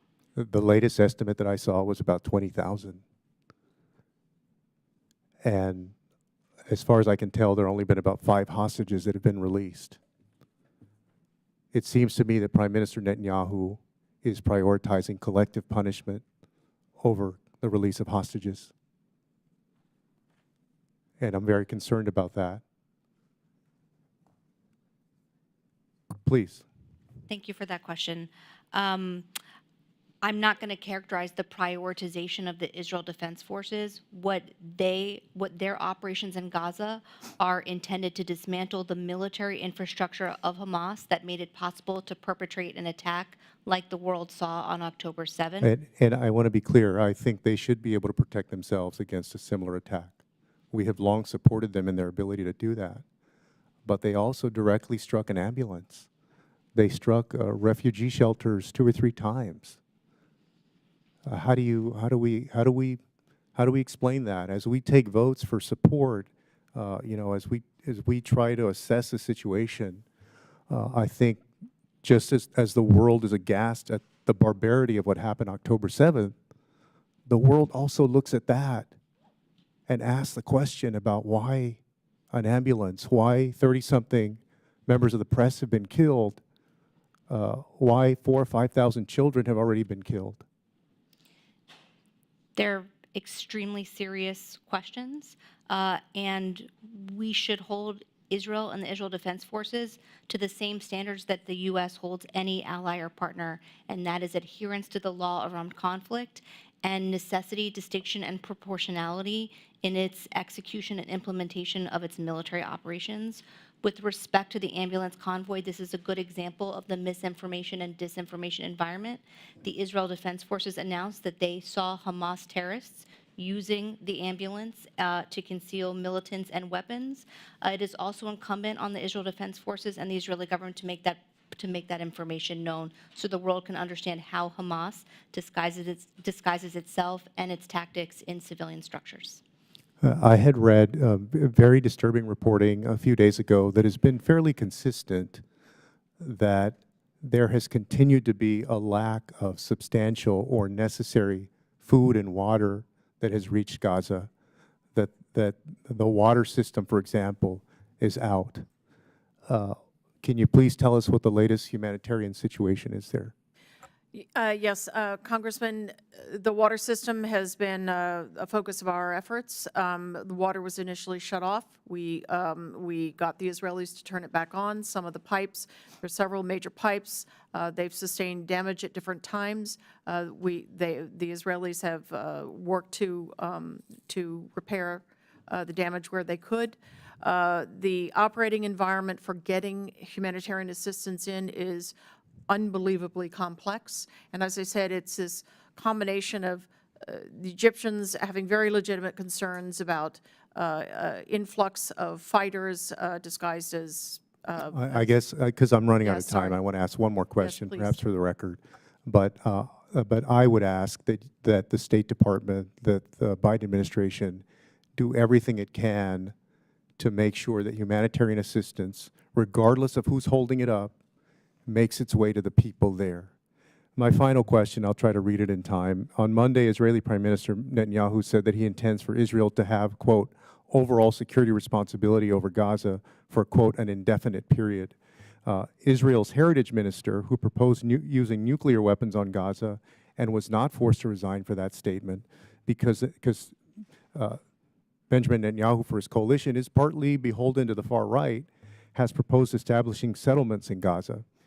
This week, National Security Council spokesperson John Kirby said that the president does not believe that a reoccupation by Israeli forces is the right thing to do. For the record, what alternatives to an Israeli reoccupation have you raised with the Netanyahu administration? And does the Biden administration oppose establishment of settlements which are illegal under international law in Gaza? Yes, we absolutely oppose them, and we also oppose a reoccupation of Gaza by Israel Thank or you. any other country. I yield back. Gentleman yields. Chair recognizes Mr. Burchett. Thank you, Mr. Chairman. Appreciate the opportunity to be here, and thank you all for being here.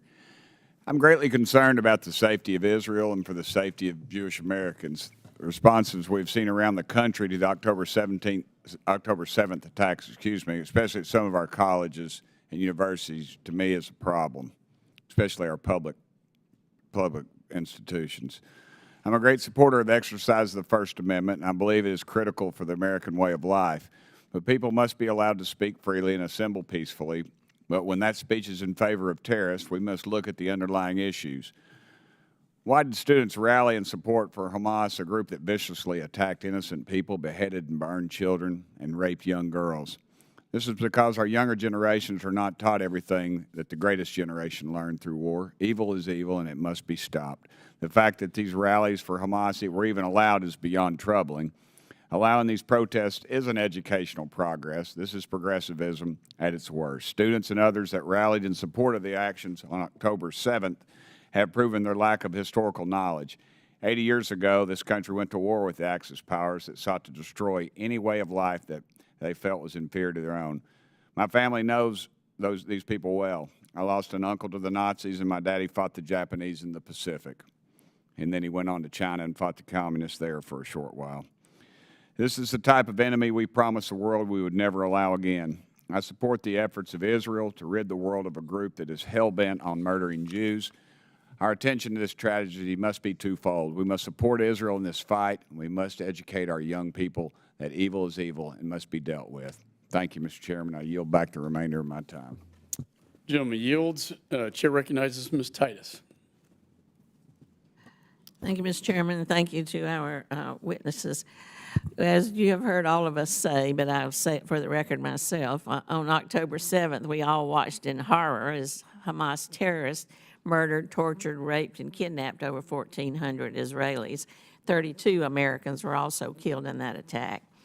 This grotesque assault on our closest ally in the region deserves universal condemnation from every member in this body.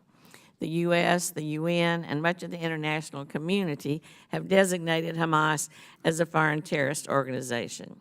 Their stated goal is the destruction and decimation of all Israeli people. Their actions have also demonstrated their indifference towards the safety of Palestinian people. There is absolutely no room for sympathy or equivocation when it comes to Hamas, and about that we should be absolutely clear. I join my colleagues in applauding President Biden for his stalwart support of Israel during this time, and I commend Secretary Blinken for his masterclass in shuttle diplomacy to shore up the U.S. bilateral relationships with our regional partners and to lay the groundwork for intensive diplomatic efforts to achieve sustainable peace. Words do matter, and what we talk about in this committee and in Congress also matters. That's why urging for an adherence to international law and the laws of war while ramping up humanitarian aid is so important. This assertion is not anti-Israeli. Prime Minister Netanyahu himself has agreed to this in principle. I echo President Biden's calls for temporary localized pauses to allow for surges of humanitarian aid, but I remain opposed to a long-term durable ceasefire until all hostages are returned and certain commitments are made by Hamas. A premature ceasefire would give Hamas a reprieve and allow them to regroup, reorganize, and rearm. I also urge at the same time, though, the IDF to reconsider its tactics to ensure its counterterrorism campaign is proportionate. Again, these remarks should not be misconstrued as delegitimizing Israel's campaign to root out Hamas. We cannot accept the false choice that Republicans have been pushing on us when they say you either support Israel in its war effort or you support Hamas. Bolstering Israel's defense and urging the protection of innocent Palestinians are not mutually exclusive ideas. We can and we must do both. I'd like to ask my question, though, more specifically about Turkey. Ms. Stroll, Turkey consistently tops the list of U.S. arms importers and recipients of U.S. military aid because it's considered a strategic NATO ally. I believe Turkey's relationship with Hamas alone is enough to cease all arm exports to Ankara as Erdogan continues to express his sympathy for Hamas, not to mention the fact that Turkey has routinely acted as a spoiler within the NATO alliance. The Arms Export Control Act requires the U.S. government to conduct in-use monitoring of where these military exports go. I wonder if there have been any indications that Turkey's relationship with Hamas has resulted in the transfer of weapons of U.S. origin to Hamas by Turkey, and how is the U.S. government able to ascertain and deal with that? Thank you for your question, Congresswoman. As part of any foreign military sale to any partner or ally, there is robust end-use monitoring for how those weapons are used. We have no indication that anything provided to Turkey has fallen into the hands of Hamas. Well, that's reassuring.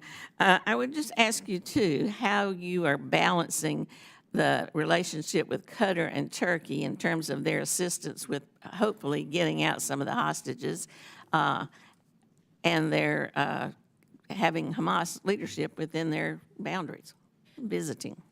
Congresswoman, what I would say is the following. Qatar and Egypt, but especially Qatar, have been profoundly involved in the relentless quest to secure the release of hostages, foreign hostages, Israeli hostages, the whole lot.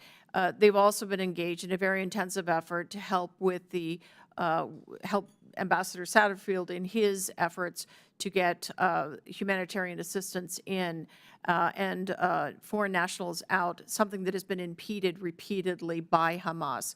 Of course, the military leadership is well protected underground, far from the conflict above.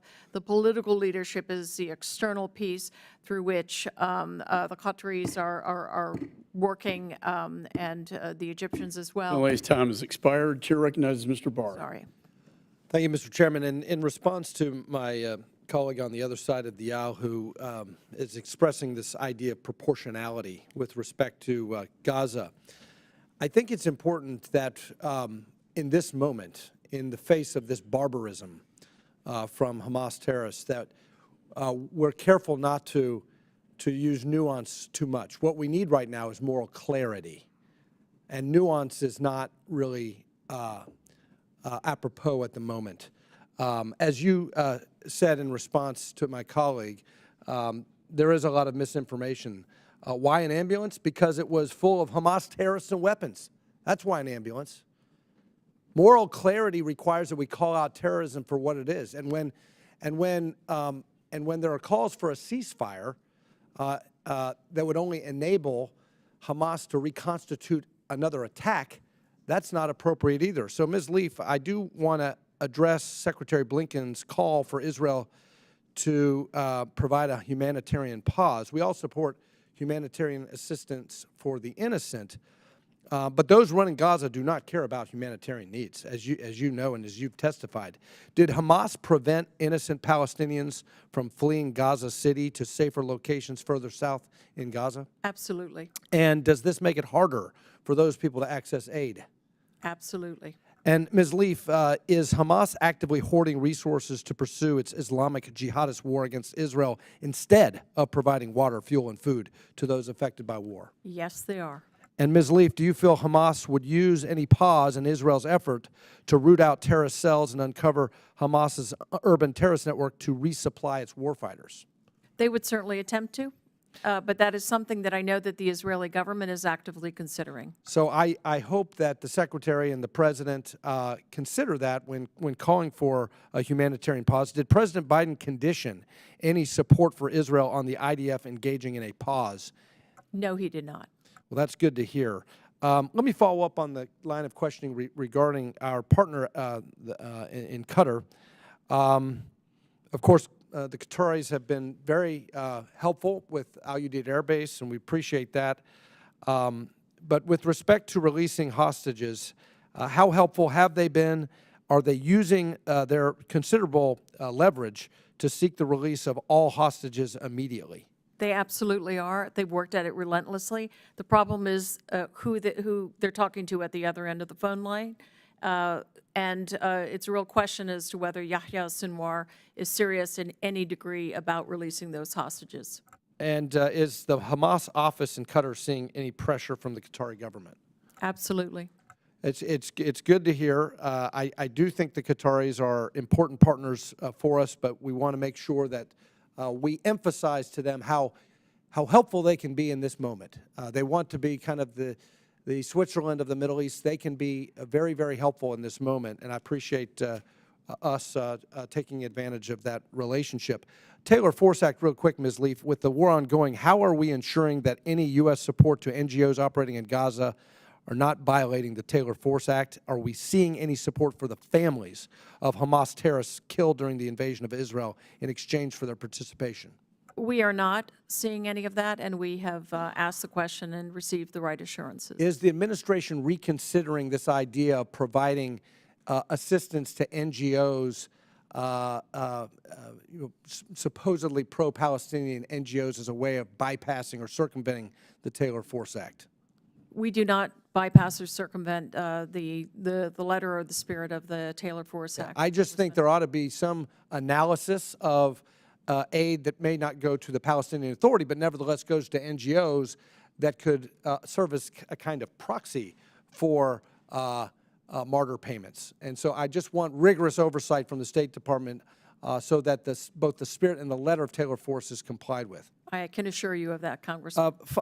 Finally, this issue of sanctions relief and the Financial Services Committee, we had a very important testimony about the $16 billion that was unfrozen, both in terms of the South Korea deal with the hostage deal and also the $10 billion held in Iraq to pay off Baghdad's debts for its purchase of Iranian natural gas.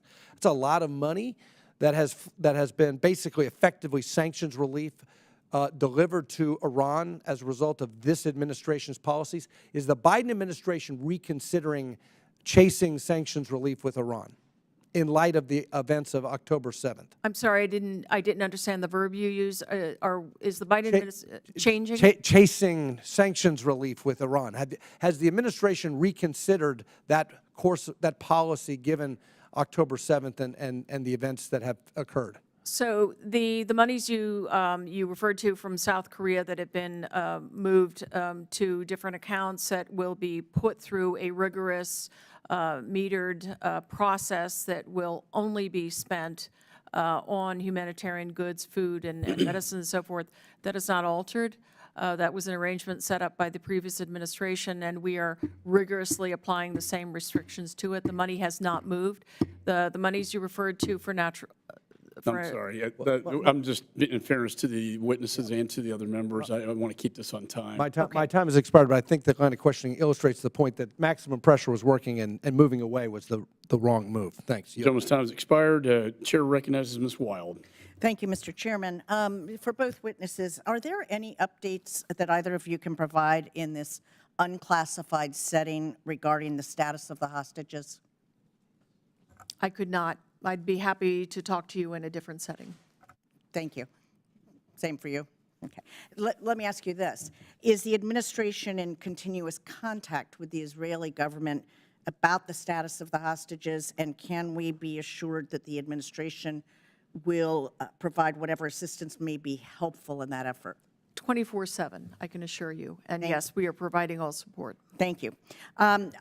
Moving on, ever since these horrible attacks, which don't need to be further described because we all know exactly what we're talking about, happened on October 7th. I personally have felt devastated. So many Americans have, as well as people around the world. I felt that both as an American and a member of Congress, but also as a Jewish American. But that heartbreak has been amplified by horrific cases of both Palestinians and Jewish Americans being targeted here in the United States, including the unthinkable murder of Wadi al-Fayoum, the 6-year-old Palestinian-American boy in Chicago, as well as the death of a 69-year-old Jewish man, Paul Kessler, after he was injured during an altercation at a rally or competing rallies while he was peacefully waving an Israeli flag. And that obviously is of deep concern to all of us for the safety of Americans generally, for the safety of people with Palestinian or any kind of Arabic background, as well as people who are Jews.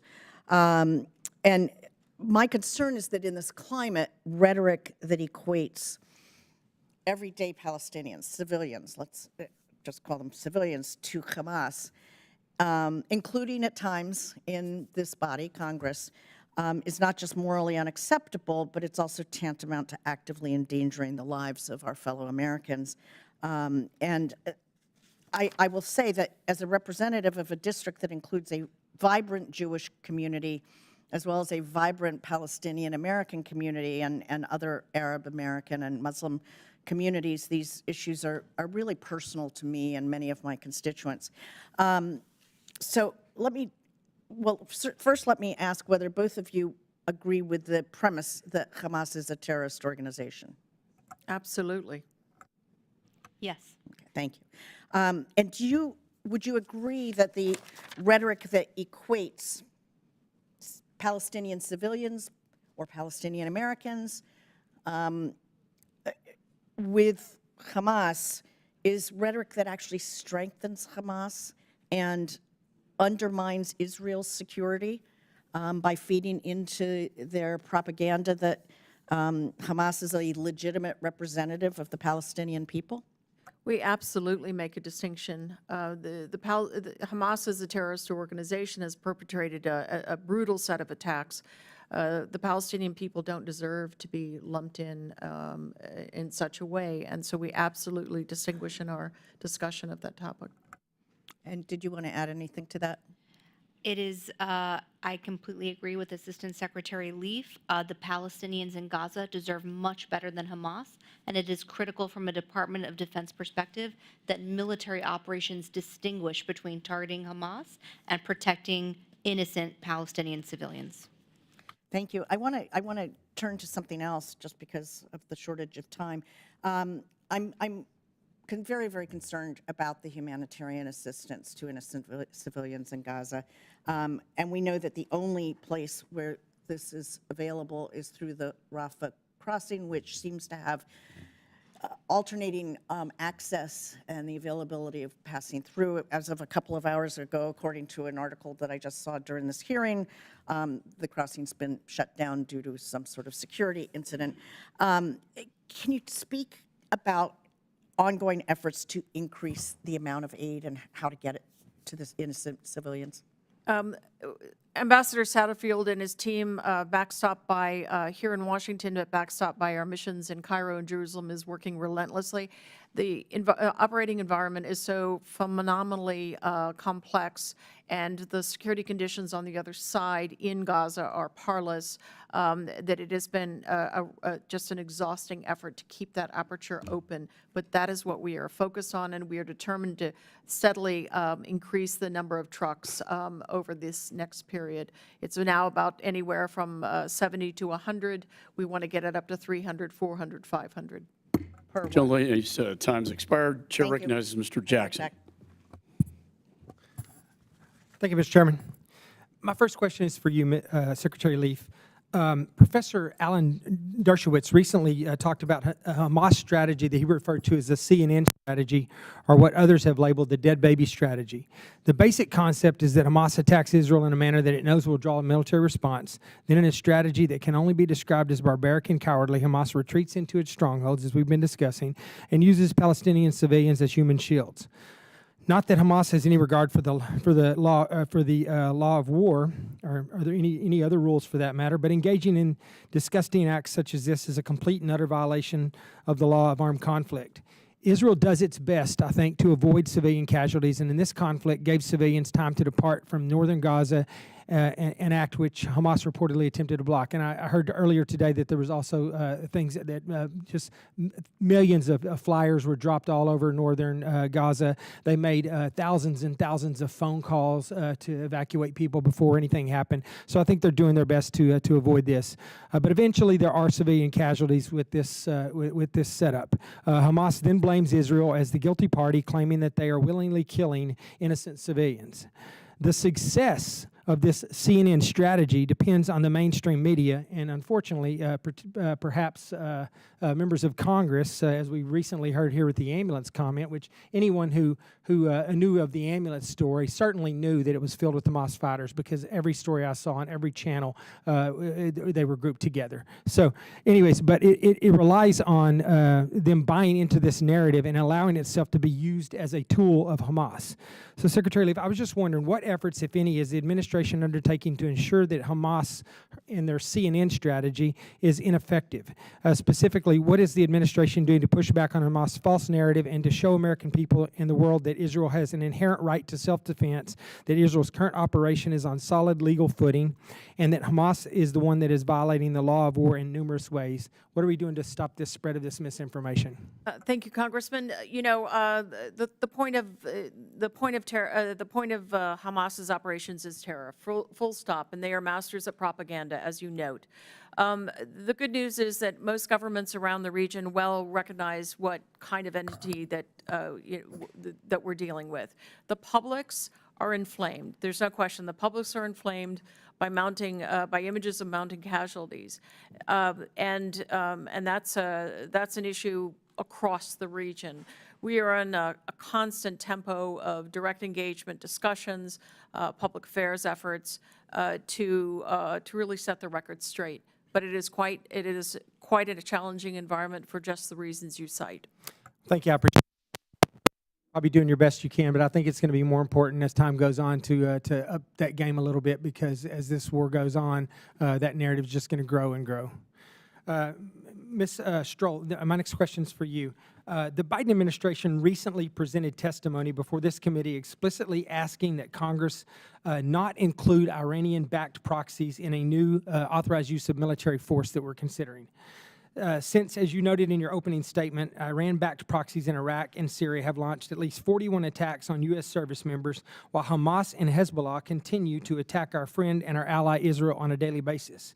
given the increased threat posed by Iranian-backed groups and proxies, has this administration's position on whether to include Iran-backed groups and proxies in a new AUMF changed? Thank you for your question, Congressman.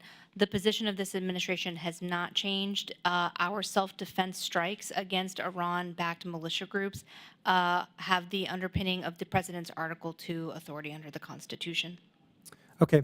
I guess that's a question for a later day. I would think that if we're going to include other groups, that maybe this would be one of the ones that we'd want to include as well, despite what you stated there, since they seem to be one of our biggest threats right now. But Secretary Stroll, this is my last question, given the chaos on the ground, the entrenchment of Hamas among the Palestinian people, and Hamas's history of misappropriating aid intended for civilian populations, what realistic and meaningful guardrails are being employed by the Biden administration to prevent Hamas from obtaining the food, the water, the medicine, and the other humanitarian aid that is intended for civilians? I'd be happy to take that one, Congressman. So to date, we have not seen evidence that they have diverted that aid. It is something that is something that we are monitoring. There is obviously, it's quite a difficult security environment on the other side in Gaza, where aid goes in and where aid workers are working. But we are doing our best. Thank you. I appreciate that. Gentleman yields. Chair recognizes Mr. Allred. Well, thank you, Mr. Chairman, and I want to thank our witnesses for being here. I want to begin by just reaffirming my support for Israel and condemning in the strongest terms possible Hamas for this unprecedented and barbaric attack on October 7th. I, too, visited a kibbutz in February that was later called by an Israeli general the site of a massacre, and it stays with me. I also want to make clear this is a war with Hamas and not all Palestinians or Muslims generally. Hamas started this war, and they have to be held accountable. But we must also do everything we can to limit innocent civilian casualties and provide crucially needed humanitarian aid where we can. And I'd like to connect some of the dots and paint a broader picture for folks who might be watching about the global battle that I see it emerging against autocracy and terrorism that's emerging, and that we'll need to rise above our own partisan politics here to effectively combat. The President has requested slightly over $92 billion to help us respond to the war between Israel and Hamas, to support Ukraine, and to support Taiwan. Ambassador Leaf, in this setting, what can you share about the growing connection between Hamas and Russia, as well as Russia's increased hostility to Israel? So some of that would probably be better in a different setting, Congressman, but I think we're seeing clear evidence of that growing defense relationship, and it's pretty appalling when you think about it. Russia has already clearly developed an arms relationship with Iran, but now they're doing so with a terrorist organization. So they're really on the wrong side in every possible sense. But I'd be happy to get back to you in a classified setting. And I've been in those settings. And can you briefly just maybe ballpark the percentage of support that Hamas gets from Iran in terms of their overall budget? I don't have those figures offhand. I think it's grown over time, but you'd also have to count in just lethal aid and training. There's a whole complex of support. But the connection is pretty well established. Yes, it obviously. Deputy Assistant Secretary Stroll, can you just tell us about what Iran is providing to Russia in their war against Ukraine?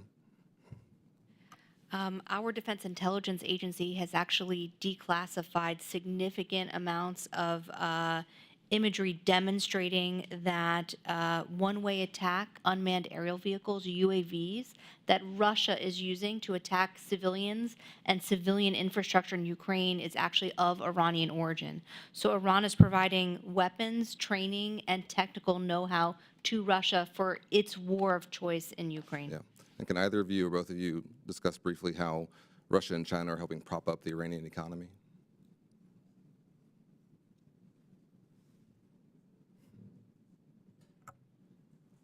I would have to get back to you okay. with some figures on that. I've drawn a blank on that. Yeah, okay, that's fine.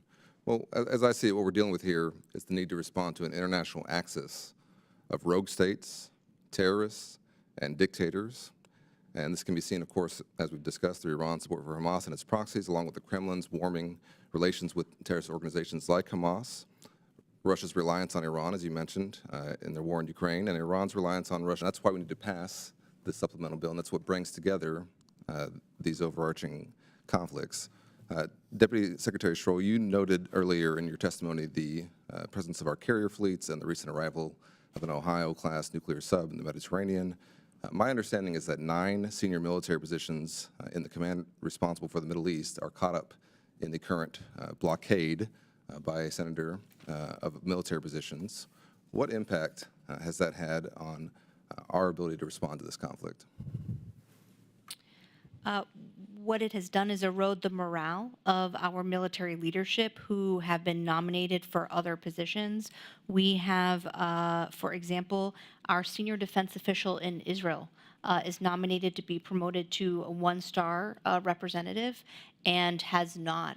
So when at a precise moment in time where we would want our best and most senior leadership on the ground working with the Israeli Defense Forces every day, his nomination and promotion is held up by the holds in the Senate. Yeah. Well, I would just note that we are, I think, 9 days away from a potential government shutdown. Our new speaker has chosen to put forward a partisan bill that for the first time conditioned aid to Israel. When this attack occurred on Israel, we did not have an ambassador in place to Israel, Egypt, Kuwait, Lebanon, or Oman. Our partisan politics are getting in the way of our ability to respond to this crisis and support our allies. And I put forward that we should put that aside to help us deal with this crisis. Thank you for your presence today. Thank you very much, Congressman Cullen Allred. And we now proceed to Congresswoman Young Kim of California. Thank you, Chairman. I'm glad that we have you here to speak to us as we continue to show our support for Israel. But I am concerned that there is an increased attack on U.S. troops by the Iran's proxies in Iraq and Syria. And last week, the number of reported injuries service members doubled. I want to ask you, was it because there were additional attacks or because initial number of injuries were underreported? Thank you so much, Congresswoman, for that question. What it indicates is that some of the injuries became more apparent over time. So there was initial monitoring, many of the forces returned to duty and then reported symptoms after, and that is why you saw an increase in the number. Okay. What is your assessment of Houthis' involvement in the war against Israel? And what is driving their attacks?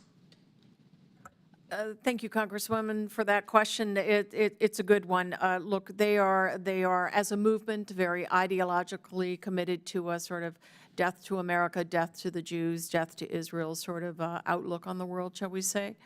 They have thus tried to enter into the fray, largely unsuccessfully, thanks to the good efforts of our U.S. military. Can you talk about how that impacts our U.S. national security interest in Red Sea, like freedom of navigation? It's a direct threat. Do you have any thoughts? I agree it's a direct threat, and I would note it's specifically why one of the core U.S. interests in the region is freedom of navigation, and we have been very clear in the last several days about sending the USS Carrier Strike Group Eisenhower through the Suez and through the Red Sea, as well as the USS Florida, the nuclear-guided submarine. Thank you. You know, the Gaza Strip is a notoriously difficult military operating environment, given the defense urban terrain and expansive tunnel network. Still, the IDF has significant combat advantages over Hamas, and they've made substantive progress in the first days of what will likely be a lengthy ground operation. I want to ask you if the administration is prepared to support Israel throughout the duration of its campaign to defeat Hamas. From President Biden to Secretary Blinken to Secretary Austin and on down the chain, the commitment to Israel's security and having it ensuring that it has what it needs to defend itself from terrorism is ironclad. Okay. You know, there is a bipartisan consensus in Congress that the Islamic Revolutionary Guard Corps be designated as a terrorist organization by the EU. How is the administration proactively working with our EU allies to accomplish that bipartisan goal? It is a topic of discussion, and we certainly support that. Great, thank you. And I would like to yield the remaining time to my colleague, Mr. Mills. Thank you so much for that. I wanted to follow up. You know, we had a colleague of ours just recently on the other side that was talking about how these ambulances are being struck or these buildings are being struck. And I just wanted to put that in perspective. Of the entire Gaza area, there's about 260,000 structures. Is that correct? You've got me. I know the sort of the general dimensions of the Gaza Strip and the population and so forth. I don't know the exact count on Well, my buildings. understanding is that of the 260,000 structures, about 9,500 have had any structural damage or have been actually targeted as a result of IDF utilizing it to go after weapon caches or to focus on terror tunnels or to look at areas where key Hamas leadership is. And I just want to paint that perspective because that's only about 3% of the entire area, and when you see mainstream media, they try to paint it as if it is an entire demolition of all of Gaza, and it's just a false narrative. The last thing I want to ask is are you aware of a gentleman named Salih al-Jafarawi? No, I am not. He is a Bollywood actor. Are you aware of Bollywood? So Bollywood is essentially where certain crisis actors, he's a very interesting gentleman because at 25 years old, he's apparently a radiologist, a singer, a Hamas fighter, a doctor, and he's actually been killed and was resurrected. So quite an interesting individual. The reason I mention this is because he's about as real as the ghost of Kiev. He has legitimately gone forward and utilizing this misinformation and propaganda warfare is continuing to try and look as if the U.S., the Department of Defense, and the IDF is in some way just indiscriminately killing civilians, which we know is to be false. And so just out of the last second I have or so, would you agree that some of the misinformation and propaganda that is being spun up at this time is, in fact, been proven inaccurate, just like the ambulances and others who are portraying things that are untrue to try and gain unfavorable outcomes for our joint forces? Yes, a good example is the accusation that the IDF is responsible for the Al-Ahli hospital strike. Thank you so much, and I appreciate my colleague lending her time. With that, I yield back. Thank you very much, Congresswoman Kim and Congressman Mills. All right, And I yield. just grateful. And we now proceed to Congresswoman Sarah Jacobs. Thank you, Mr. Chairman, and thank you to our witnesses for being here. You know, I know we've had many conversations in classified settings where we've talked about the military operations on the ground. As someone who's Jewish with family living in Israel, this is deeply personal to me, and my heart breaks for every Palestinian child who is being killed in this conflict through no fault of their own.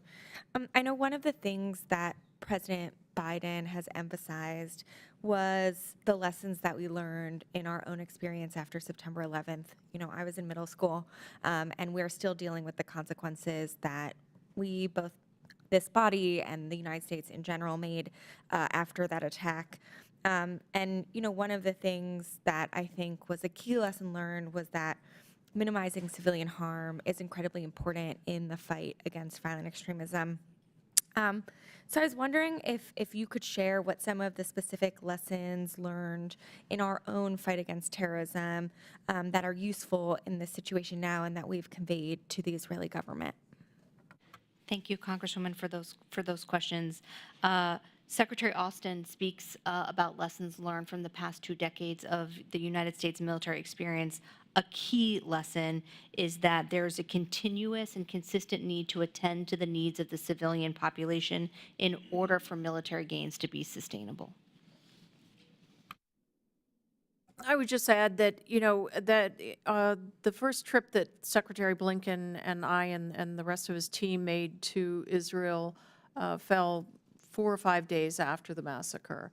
And I can only say that both the leadership, the country more broadly, but the leadership was in a state of shock and deep trauma, and that trauma is still there. I think part of what we have seen our job to be, both on the civilian side and the military side, is to be a strong shoulder to lean on and help nation in trauma and shock and its leadership move through that as they made decisions about the military campaign and so forth. So there's been a good, robust soldier-to-soldier discussion about this, and of course, our own leadership is engaged in that. But the president spoke from his heart when he said that, and he spoke as a friend that learned from us, because we did make some very grave decisions, grave mistakes rather, early on and through that continuous fight against, the terrorist scourge that come to our shores. Well, thank you. And I know the Israelis themselves have openly said that many of the provisions we've seen around food and water and humanitarian assistance have been directly because of the advocacy of the U.S. government. So I thank you for all of your tireless work on that. And I know that Prime Minister Netanyahu has said that he is not willing to do a humanitarian pause, and I appreciate all of the work you all have been doing to continue encouraging him to make sure that we are able to get that assistance. I want to move to our U.S. forces in the region. Obviously, we've repositioned significant military resources to deter this from expanding, and especially from Hezbollah and Iran from further intervening. Can you commit to us that you will come to Congress before conducting combat operations or other hostilities against a belligerent in this unfolding conflict, especially any hostilities that could escalate? If Congresswoman, you are referencing anything other than the self-defense strikes that President Biden has ordered under his Article 2 authority, yes, we would consult with Congress. Thank you. I appreciate that. And lastly, I want to ask, there's been public reporting about the U.S. approving the sale of military-style weapons for the Israeli National Police. The Israeli National Police obviously are under the purview of Minister Ben-Gvir, one of the far-right extremists. We've also seen concerns that some of those weapons, in addition to being used by the National Police themselves in ways that are probably not necessarily aligned with what we would want policing to be, also have been given directly to settlers who are engaging in settler violence. What assurances can you give us about whether or not those weapons are actually being approved, and whether or not they will be used for things that I think we all would agree we don't approve of? Thank you. Congressman, thank you for that. In all of these cases, we have been provided assurances, and we have rigorous oversight or end-use monitoring for all of this. There were weapons that will be provided to what are called Community Immediate Response Teams, CERT, that report directly to regional police or border patrol commanders. They supervise the use of those, and to the personnel who are volunteers for these organizations, and it is only within Green Line Israel. But we have an elaborate set of assurances on that. Gentleman's time has expired. I'd like to, if I may, just quickly follow up on a point that Ms. Jacobs made on the use of military force. You know, this committee is charged with that responsibility, and we take that very seriously. I understand you're using Article 2 self-defense when it comes to our troops being under fire and attack, and I get that. If the administration were to respond either preemptively to the IRGC or to Hezbollah or to Hamas, do you believe that you would have to come before this committee for that authorization? If we were responding to an attack in self-defense, then we would rely on the president's Article 2 authority. If we were taking action that would elevate to war in the constitutional sense, we would consult with Congress and seek authorization for the use of military force. If, say, hypothetically, Hezbollah launched 100,000 rockets into Israel and we wanted to respond, I would argue you do not have authorization to hit Hamas. I would agree with you, And same with, not Hamas, I mean Hezbollah. And probably the same with Hamas in that situation. If the United States, if President Biden wanted to work with Israel to respond should Hezbollah decide to launch that amount of rockets into Israel. We would certainly come consult with Congress. Thank you. And I think we're all in agreement on that. So thank you very much. Chair now recognizes Ms. Salazar. Thank you, Chairman, and thank you, Ms. Assistant Secretary Barbara Leaf, for your service, and Mrs. Dana Stroll for being here and answering our questions. You know, I represent the city of Miami, the chairman of the subcommittee on the Western Hemisphere, and I have a few questions to you about Colombia and Cuba. This picture over here shows the Cuban ambassador to Lebanon.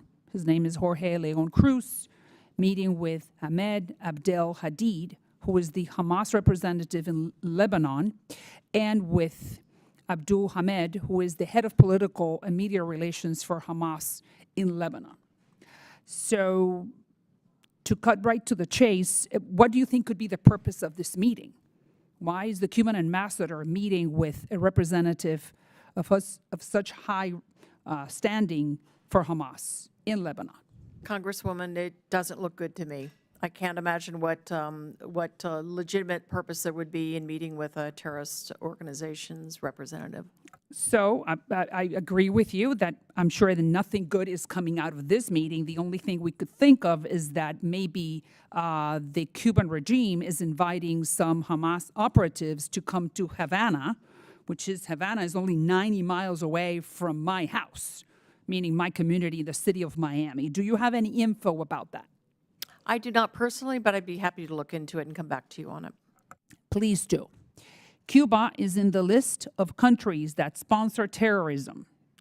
And we know that the Biden administration has been thinking, or some of the representatives of the Biden administration they have been within the State Department. They have been talking about the possibility of removing Cuba from that list of states that sponsor terrorism. Could you send the message to your colleagues that maybe after something like this, Cuba should remain on that list? I'd be happy to take that back. And what do you think about that? Quite frankly, I have not been following this issue in terms of Cuba, so I don't have an opinion on it, but I'd be happy to take this back to my colleagues.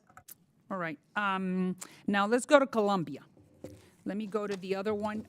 Petro, the president of Colombia, has been, throughout his time in office, he has been talking about Hamas, and one of the comments, and I'm just being pretty rigorous, he compared the Jews to the Nazis at one point. A few days ago, President Petro compared Gaza to Auschwitz. A few weeks ago, he recalled the Colombian ambassador in Israel. So the question is, how does the State Department interprets these comments, actions from the Colombian president? Well, I can speak to it here in the sense that this is obviously an appalling set of comparisons. Misusing misusing the notion of the Holocaust to compare it to what is going on right now is really beyond the pale. You know, the State Department has treated the president of Colombia with a lot of deference, and so has the White House. So I just want to hear your comments and your opinions. What would you be sending back? What message would you be sending back to the State Department, to the rest of the State Department, and to the White House about the actions and the words of the actual president of Colombia? Well, this is the first I've been made aware of this, Congresswoman, and I am happy to take this back. But, you know, I think that the State Department should be, and someone in your position should be aware and knowledgeable of what's happening in our backyard. Well, you know, for better or worse, I have a remit in the Middle East that keeps me busy 24/7. So it's been a little bit difficult, especially these days, to look beyond to the kind of dialogue or the kind of And I understand that your job is very big, but I'm very happy that I have brought to your attention the fact that these two countries that are very close to us in our hemisphere are behaving or acting this way or speaking this way. Now, that's the last question. How concerning is it to the State Department that these two governments, Cuba and Colombia, in our backyard, 90 miles away from Miami. Specifically, the Cuban government is inviting, I'm sure inviting Hamas operatives to our hemisphere. How concerning? I would certainly be concerned if they were inviting Hamas operatives to our hemisphere, and that's certainly something we'll look into it. And I would like for you very much to get back to us and tell us if you have any type of information, if any Hamas personnel or combatants have crossed to this hemisphere, meaning invited to Havana or to more to Havana than probably any other country. Could I count on that? You can count on that. Thank you, Madam. I yield back. Lady yields. Chair recognizes Ms. Manning. Thank you, Mr. Chairman and Ranking Member Meeks, and thank you to our witnesses today. On October 7th, we woke in horror to Hamas's brutal and despicable terror attacks as they fired rockets at innocent civilians, stormed the border and invaded Israel, going house to house, murdering babies, executing parents in front of their children, massacring 260 young people at a music festival, and murdering more than 1,400 innocent people on one terrible day. In addition, Hamas took more than 240 innocent civilians hostage, including elderly women, young children, and babies. I have beside me pictures of some of these men, women, and children. I would like to ask everyone to look at their faces. Each one of them is a precious individual who has family members who love them and are desperate to know if they are safe and desperate for their return. I have met with the families of hostages for the past 3 weeks. People like the Siegel family from North Carolina, whose relatives Keith and Aviva Siegel were kidnapped from kibbutz Kfar Aza.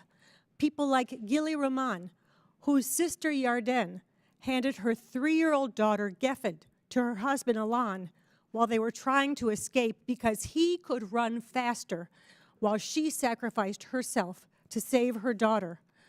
And Abigail Moore Edan, who became an orphan on October 7th when her parents were killed in front of her before she was taken hostage alone. Just like the stories of the Holocaust survivors, the story of every hostage is unique and heartbreaking. I have given these families my word that I would continue to tell their stories and push the administration to do everything they can to secure their release. So I know Assistant Secretary Leaf and Deputy Assistant Secretary Stroul, you can give them hope that we will spare no effort to secure their release. I believe you've said that before today. I just want to ask you that question again. Of course, you absolutely have the commitment of this administration to do everything in its power to see the release of those hostages. It is one of the reasons why the Department of Defense immediately sent advisors to support efforts to secure the release of the hostages. Thank you so much. And Assistant Secretary Leaf, we know that the International Committee of the Red Cross has not been let in to see the hostages, to make sure that they are alive, and to be able to give word to their families. What are the barriers to allowing the Red Cross to get in to see the hostages? One word, Hamas. So Hamas is preventing the International Red Cross from going in to see the hostages and give their families some hope that those people are still alive. And in fact, the only reason we know some of them are alive because of the comments of the 4 hostages who have been released and 1 who has been saved by Israeli soldiers. Is that correct? Well, there is also the really deplorable fact that Hamas has put some of the hostages on video and televised that. So yeah, it is really a dreadful situation for the families and for their loved ones. By all rights, by the laws, international humanitarian law, Hamas should allow the ICRC to have access to those hostages. And what information can you share with us in this setting about what the U.S. is doing to get our partners and allies in the region to demand and put pressure on Hamas to release the hostages? So as I indicated earlier, we have 2 stalwart partners, Qatar and Egypt, who are working methodically, relentlessly at this issue. The problem is who they're dealing with. but they are exercising every bit of their influence and their energy to try to break the impasse on the hostages. And Assistant Secretary Leaf, in your opinion, are you satisfied with the actions that Turkey, a NATO ally, and Qatar, a major non-NATO ally, have taken so far to get Hamas to give up American citizens? I have not really seen Turkey engaged in this effort. If they are, I'm just not witting to it. But I know, having talked just very regularly with the Prime Minister, Foreign Minister, that he is personally engaged in the of Qatar. He's personally engaged in the effort. He has a large team working it 24/7. Thank you. My time is expiring. I yield back. Generally yields. Chair recognizes Mr. Heisinger. Thank you, Mr. Chairman. Actually, I'm going to take that as a jumping off point. Both the ICRC as well as Qatar and the situation there. First, on the ICRC, is the ICRC doing enough? There is some question.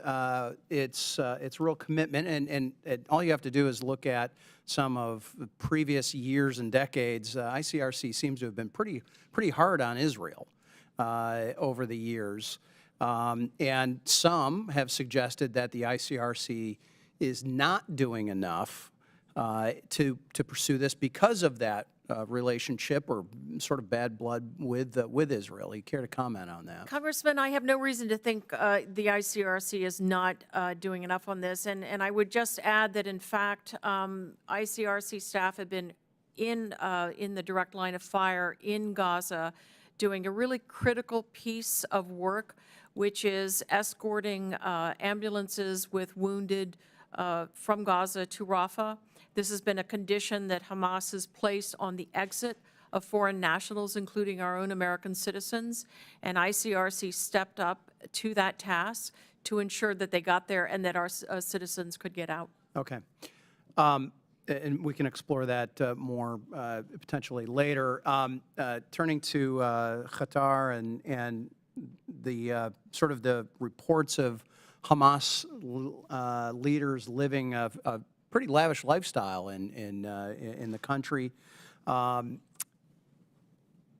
Obviously, we have a very important relationship with Qatar, and they host thousands of our troops. Central Command, regional Central Command is there.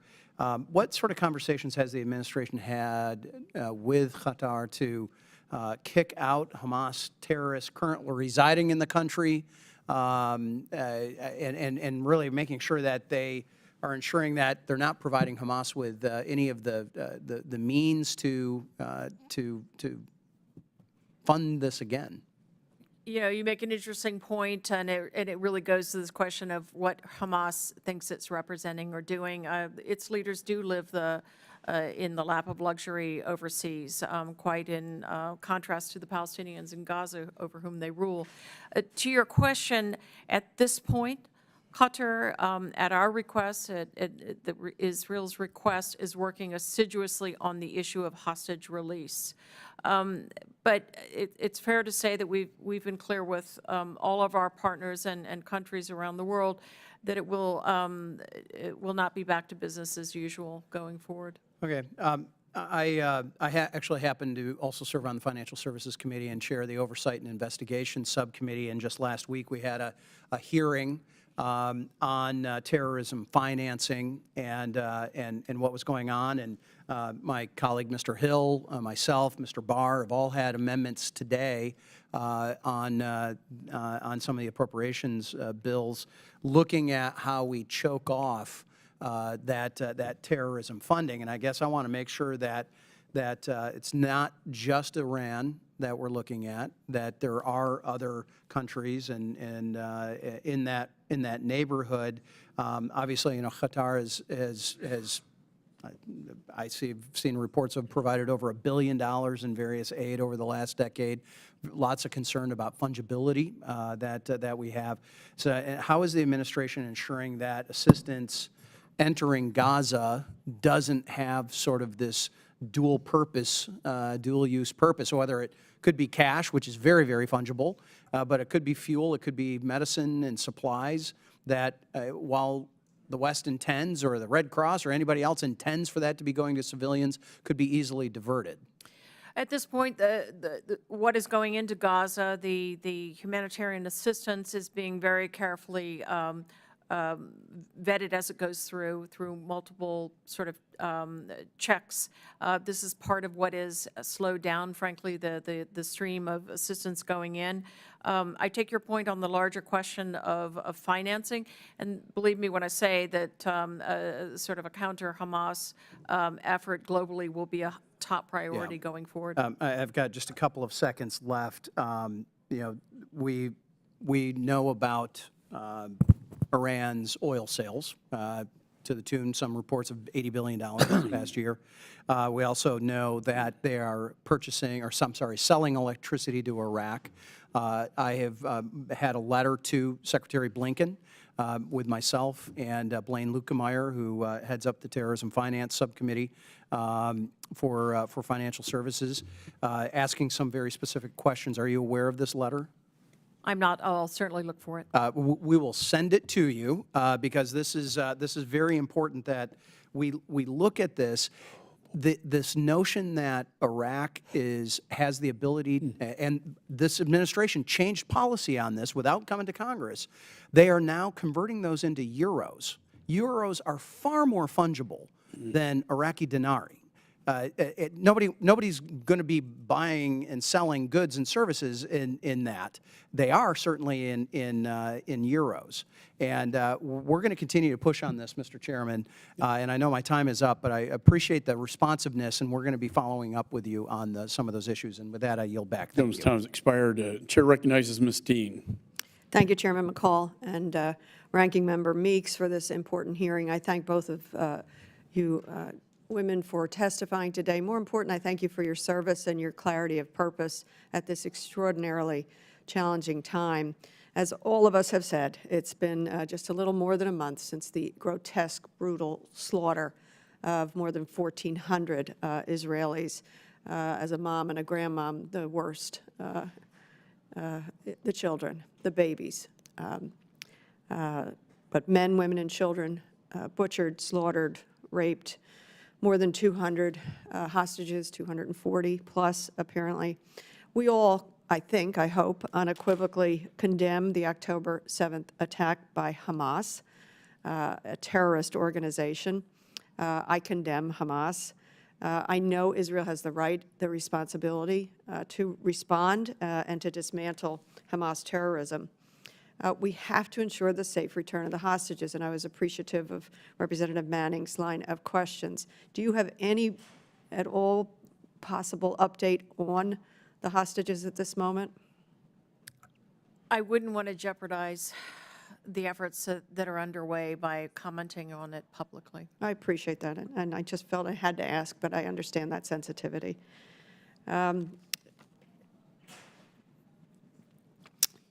At the same time, we have to do everything to make sure to protect innocent civilian lives on both sides of the fence.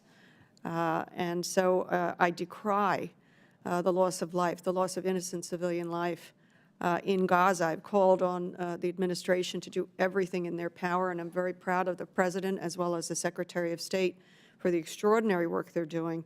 But we must seek, Israel must seek a humanitarian pause.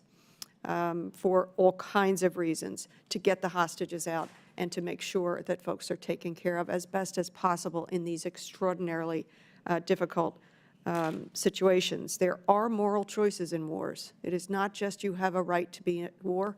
There are moral choices, and I want the administration to continue to lift up innocent life. Dead babies on either side of the fence are unacceptable to me, at least. We've talked a lot about Gaza. I wonder if I could switch a little bit to the West Bank.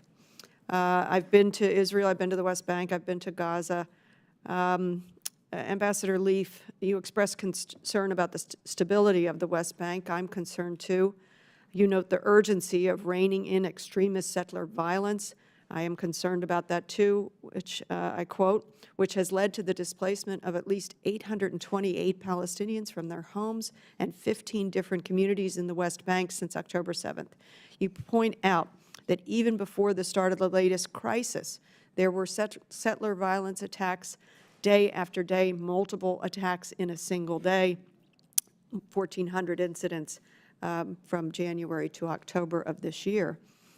Ambassador, how are you and Secretary Blinken and the administration engaging with Israel, specifically the coalition administration, to prevent further settler violence? When I was on the ground there, the meeting, this was prior to October 7th, the meeting when we asked about settler violence was shut down.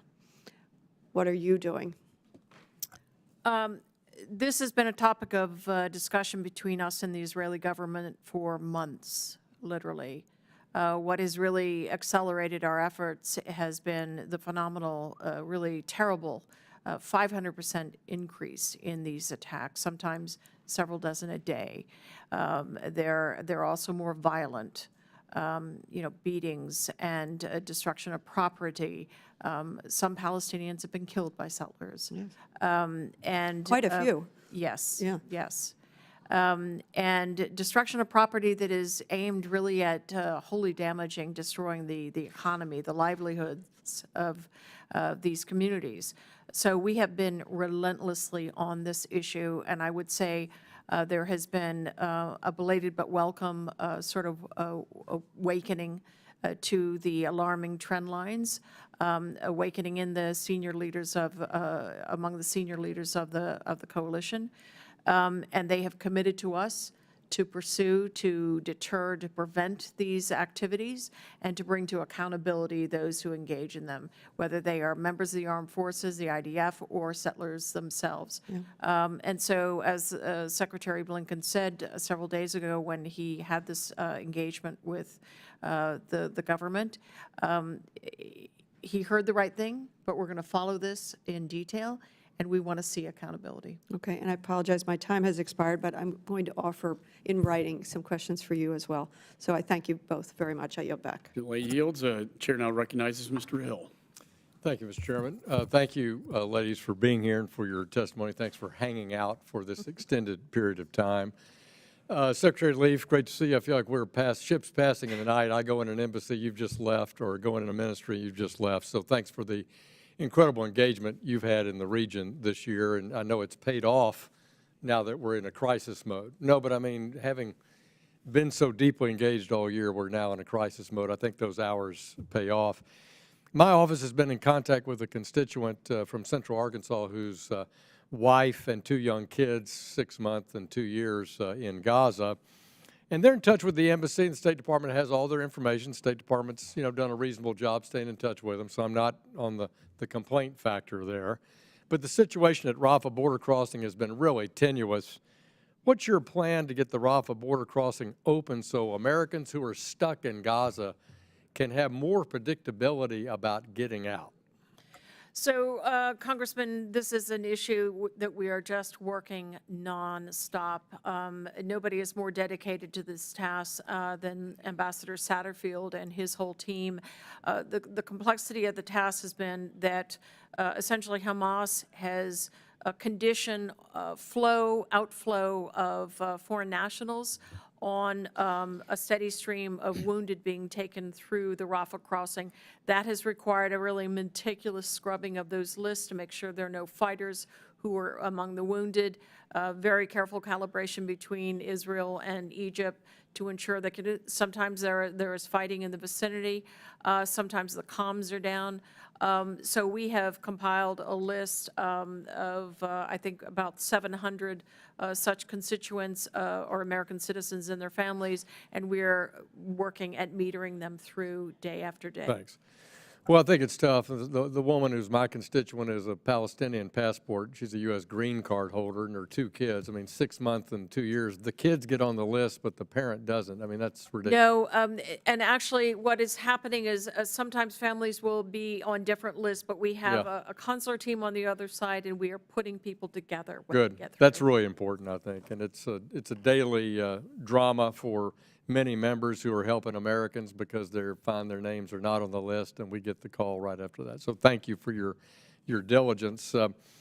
This year, the House NDAA included one of my amendments to report to the USG on Iran's threats against the United States or allies in the Middle East. And in follow-up to your conversation with Chairman McCall, I mean, clearly Iran backs these proxies, and but in testimony here, the State Department said they would not recommend that Shia militia, for example, be on a future modification of the AUMF. You think state still stands by that? DOD still stand by not including Shia militia or Hezbollah on an AUMF? Yes, we still do not support including Iran-aligned militia groups on the 2001 AUMF, which was specifically geared towards non-state actors. Our objective is to de-escalate in the region and prevent regional war. Yep. Well, I'll ask you how that's working. Not so good. I think they've ramped up this effort, and everything that we thought might come true over the few years is absolutely coming true between Houthis shooting cruise missiles over Saudi Arabia at Israel. This is why I think we have to take a much tougher stand towards Iran and Iran-backed militia. Normalization, Secretary Leaf, this is one you know my feelings about the Assad regime, and again, the Arab League went forward. You cautioned on that. Secretary Blinken, much even more aggressive than you, public and in private, about absolutely not doing it, but they've done it. So have you seen anything that's remotely on track for Assad becoming suddenly such a good member of the local community? No, but on the other hand, if he thought he was going to reap great benefits, he has not done so. True, So, true. But what do you make of the foreign ministers group that is not going to report for a whole nother year on their recommendations on what the Assad regime might do in order to earn such benefits? I think it speaks to the lack of results wholly exclusively because of Syrian intransigence. Yeah. It's a dead end. I think it is too, and I've certainly expressed that view, personal view, not on behalf of anybody but myself, to Saudi Arabia and in Jordan and in Iraq. There's a real mixed view on that, and I hope that the United States will speak with one voice that normalization was a bad idea, and that we're monitoring very closely how we can help get those results now that they've done it. I'll yield back, Mr. Chairman. Joan yields. Correct. I think that may have been a trigger for this Hamas invasion of Israel, to be honest with you. In addition to being the 50-year anniversary of Yom Kippur. Chair now recognizes Mr. Stanton. Thank you very much, Chairman McCall and Ranking Member Meeks, for convening this important hearing on support for one of our nation's strongest allies, Israel. And I want to thank the witnesses for being here today for this their long testimony. Recently, I've had honest and emotional conversations with my constituents in Arizona, people I have known and respected and worked with for decades. And I've heard the deep divisions, as well as the fear created by the tragic rise in anti-Semitism and Islamophobia here in the United States. As Americans, we can freely debate many contentious issues, but we cannot allow that to turn into hatred. Since its founding 75 years ago, America's support for the only democracy in the Middle East has been resolute and unwavering and always bipartisan. That cannot and will not change. But the reality is that Israel cannot be secure, and there can be no lasting peace for Israelis or Palestinians, no two states side by side, until Hamas is destroyed. Hamas does not care about the Palestinian people. They care about one thing: the complete destruction and elimination of Israel from the river to the sea. In pursuit of that goal, Hamas has preyed on innocent Palestinians. Hamas doesn't hide it. Its leaders talk about their willingness to make Palestinian civilians martyrs in their wicked mission. And right now, Hamas is holding 240 women, children, grandparents, Holocaust survivors hostage in unknowable conditions, hostages they have threatened to execute. There can be no safe harbor for Hamas, and Congress must act unequivocally in support of Israel in this fight. Now, I'm a proud supporter of Israel. I always will be. Yet I'm also a supporter of the Palestinian people. I support a Palestinian state, and I believe that every Palestinian has a God-given right to a more prosperous future. The United States has been one of the best humanitarian partners for the Palestinian people for decades, sending billions of dollars into the West Bank and Gaza. And I'm grateful that President Biden restored U.S. assistance to the Palestinian people after President Trump had ended it. Today, we should do everything we can to get aid to those in Gaza who need it the most, including food and clean water, medical care, fuel, and shelter. History has reminded us time and time again of the importance of a Jewish state. We must protect it, not only because it is the right thing to do, but because Israel's security is tied to America's national security. Shared Israeli intelligence boosts our own government's ability to anticipate and respond to threats in the Middle East, and Israel's qualitative military edge provides a measure of stability in this region. This Congress needs to quickly pass a national security funding package that mirrors the President's full request, one that includes humanitarian aid to Gaza, additional aid to our ally Ukraine, and funds to secure our southern border, and I will work across the aisle to get this done. I have a question for Assistant Secretary Leaf. Thank you for answering Ranking Member Meek's earlier question about the future administration of Gaza. It's something that I'm particularly worried about as well. You said that, quote, the Palestinian Authority is the appropriate place to look for governance, unquote. In your opinion, what is the most realistic scenario of what a Palestinian Authority governance would look like in Gaza? So, you know, this is a profoundly difficult question to answer at the moment. We're doing a lot of analysis and looking at the question holistically. The Palestinian Authority, as you know, has only partial responsibilities in the West Bank. It does not govern the entire space, and it doesn't have equal measures of responsibilities in areas A, B, and C. What will be, what we'll see in terms of security conditions within Gaza, if Israel is successful, or depending on the degree of success that Israel has in incapacitating the military capabilities of Hamas, will go directly to who and how manages that. So I would, you know, we're just at the front end of looking at that. I can't really tell you whether the PA is fit to purpose to go in immediately, probably not. And so we will consult thoroughly with both Israel and the Palestinians as we think through this prospect. All right, I have additional questions that I will submit in writing for the record, including how the Department of Defense will accelerate deliveries of security assistance to Israel, including Iron Dome and Scepters and other weaponry. But with that, I will yield back, Mr. Chairman. Thank you, Congressman Stanton. We now proceed to Congressman Jim Baird of Indiana. Thank you, Mr. Chairman and Ranking Member Meeks, and I appreciate the witnesses being here very much. And so my question relates to this background. The United Nations Relief and Works Agency for the Palestinian Refugees in the Near East, and UNRWA for short, as I'm sure you know, is a UN agency tasked with, according to their mandate, and I quote, to carry out and direct relief works programs for Palestinian refugees and their descendants. The UNRWA General Counsel, James Lindsay, candidly admits, quote, oh, I am sure that there are Hamas members on the UNRWA payroll, and I don't see that as a crime. He also states, and I quote, UNRWA has taken very few steps to detect and eliminate terrorists from the ranks of its staff or its beneficiaries, and no steps at all to prevent members of organizations such as Hamas from joining its staff. The largest contributor to UNRWA is the United States. In times of crisis, like the ongoing Israeli conflict, the UNRWA can receive emergency funding for response projects.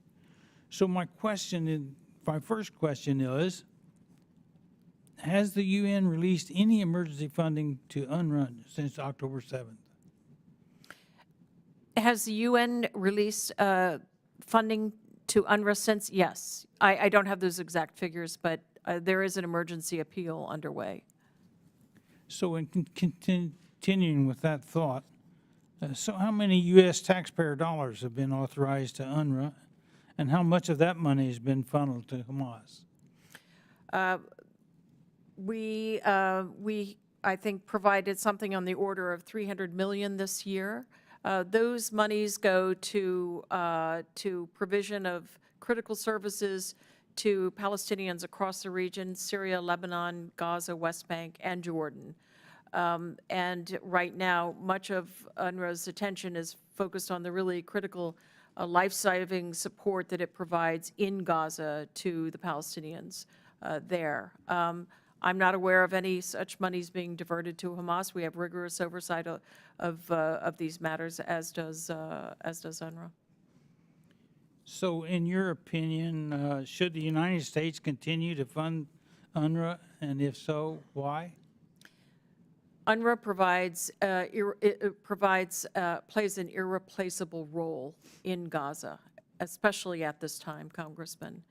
There is literally, they have the infrastructure and the personnel on the ground to reach Palestinians in need, in distress, in harm's way. Thank you. Ms. Stroll, do you have any comments in that regard in terms of? Broadly speaking, the Department of Defense believes that delivery of humanitarian aid to civilians in need in Gaza is both a moral, operational, and strategic imperative, and we support the Department of State.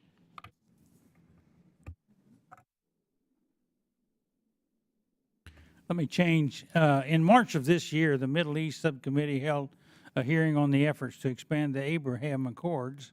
Talking about it then, it was more focused on how we can work to expand the Accords. And now the question seems to be, is it even feasible? So, Assistant Secretary Leaf, can you give us your opinion about how this war plays a role in the Abraham Accords? Well, Congressman, I'll be very candid with you. The atmosphere in the region is fraught at this point over the conflict and the visuals, the daily toll of casualties among Palestinians in the Gaza Strip. And as a number of Congress representatives have noted, there's a great polarization occurring both in the region and even we see that in our own streets. All that said, there will be an end to this conflict, and there will be a lot of work to do on the other side of this conflict. Of course, between the work between the parties, Israelis and Palestinians, but more broadly across the region, and that goes squarely to your interests, which is the Abraham Accords relationships, the older relationships Egypt and Jordan have had with Israel, and those still in the offing. We regard this as one of the critical pieces of our work, of our diplomatic work in the period ahead, post-conflict. So I see I'm out of time, and I thank you, and I yield back.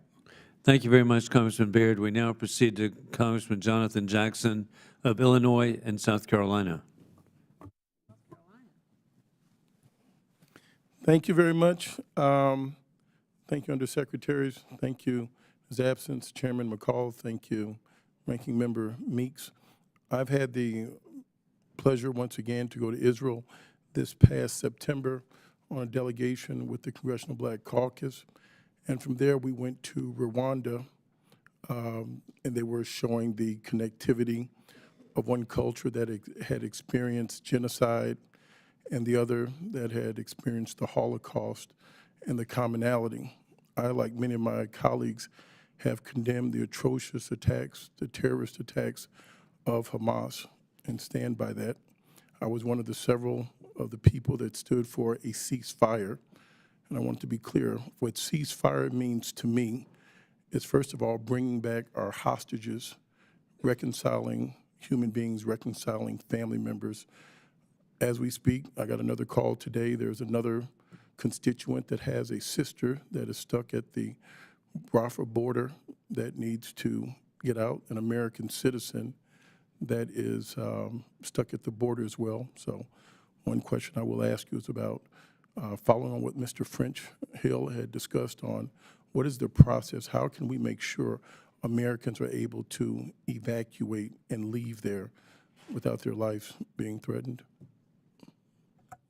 So we have exhaustive outreach to Americans in Gaza. We have determined just over the last 24 hours that there were an additional 100 Americans and their family members who were seeking help in getting out. We have put American citizens and their family members on lists that are shared with the Egyptian government and Israel so that there is an ability to get them in the queue, as it were. It is a difficult process from literally day to day to confirm the number that will be permitted through and to reach out to those who are not all queued up at Rafah. They are in different places in Gaza. But I'd be happy to talk to you after this hearing about your constituent. I'd be glad to. Second part is one of the things that I had learned on this trip that was sponsored by AIPAC, we went from Israel to Rwanda, is that Rwanda in 1993 had suffered 1 million lives lost in 100 days. And then they lost 5 million people there in the DRC in 2003. They ended up arresting 30,000 people that went to jail for the atrocities that happened. What ceasefire meant to me is that we can acknowledge this was an intelligence failure by the IDF that ended up creating so much of this. I am strong for defense. Israel needs its defense.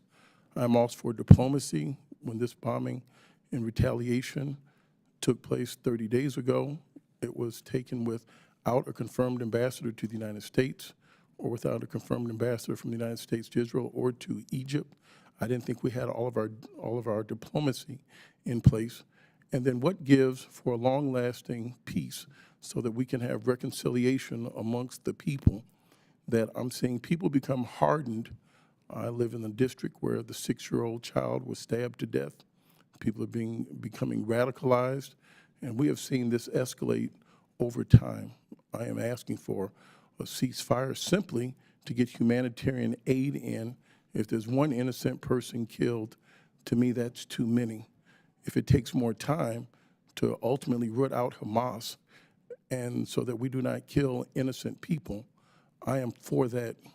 Ultimately, what happened is a lesson that we saw in Afghanistan, if we've learned anything, after $2 trillion bombing Afghanistan, is that Osama bin Laden was in Pakistan across from a military base watching Netflix or Hulu in a compound with a family. He wasn't even in the country. So I would like to ask you, what is the long-term path towards peace that we are administering now in pursuit of Hamas and to reconcile these people and not making the Palestinian people feel as if they are our enemy? An excellent question, Congressman. Look, the long-term effort is something that we are already beginning to communicate and base our diplomacy on even now. There is the urgent, issues of humanitarian assistance, assisting civilians to get out of harm's way, getting our own personnel, our own citizens out of Gaza, the hostages released. But even as we work on the urgent issues of today, we are planning for the post-conflict period when it is clear, it is indisputably clear to us, to the administration, to all of our partners in the region, that the Palestinian quest for statehood must be answered. We must contribute, we must lay out a pathway for a negotiated solution to that end. They have a right to a state. That has been recognized by multiple administrations over decades, and that quest must be answered, lest radicalization really derail it once and for all. Hamas is determined to weaponize this cause, and that is something that we must work urgently to prevent. I take your point on a ceasefire. I would just say that we are working assiduously for humanitarian pauses that will get at just the things that you're talking about. A ceasefire when it comes, or an end to hostilities when it comes, We want to see really an end to Hamas's ability to operate as it has in the past, ruling by terror, by fiat, but also perpetrating attack that really we must never let be repeated. Thank you for your time. Thank you. I yield back. Thank you, Chair. Thank you, Congressman Jackson. We now proceed to Congressman Keith Self of Texas. Thank you, Mr. Chairman. I'm trying to reconcile some things that I've heard today and that Hamas leadership has said. Wait a minute. Before I get to that, we just struck IRGC affiliates again in Syria today, apparently within a couple of hours. Why does the Biden administration refuse to put Iran surrogates on any AUMF? How can you continue to do that? Because I've heard you use the word de-escalate here. This region, after service in the military in Egypt, Israel, Afghanistan, and Qatar, this region understands one thing, it's power. If we're going to deter, we must have the power, and hitting empty or even storage sites that may not be empty do not seem to me to be deterrence. Why does the administration refuse to put Iranian surrogates on any AUMF? How can you justify that given the way this is moving? Thank you for your question. I can confirm that about an hour ago, the U.S. conducted self-defense strikes in response to recent attacks against U.S. forces in eastern Syria.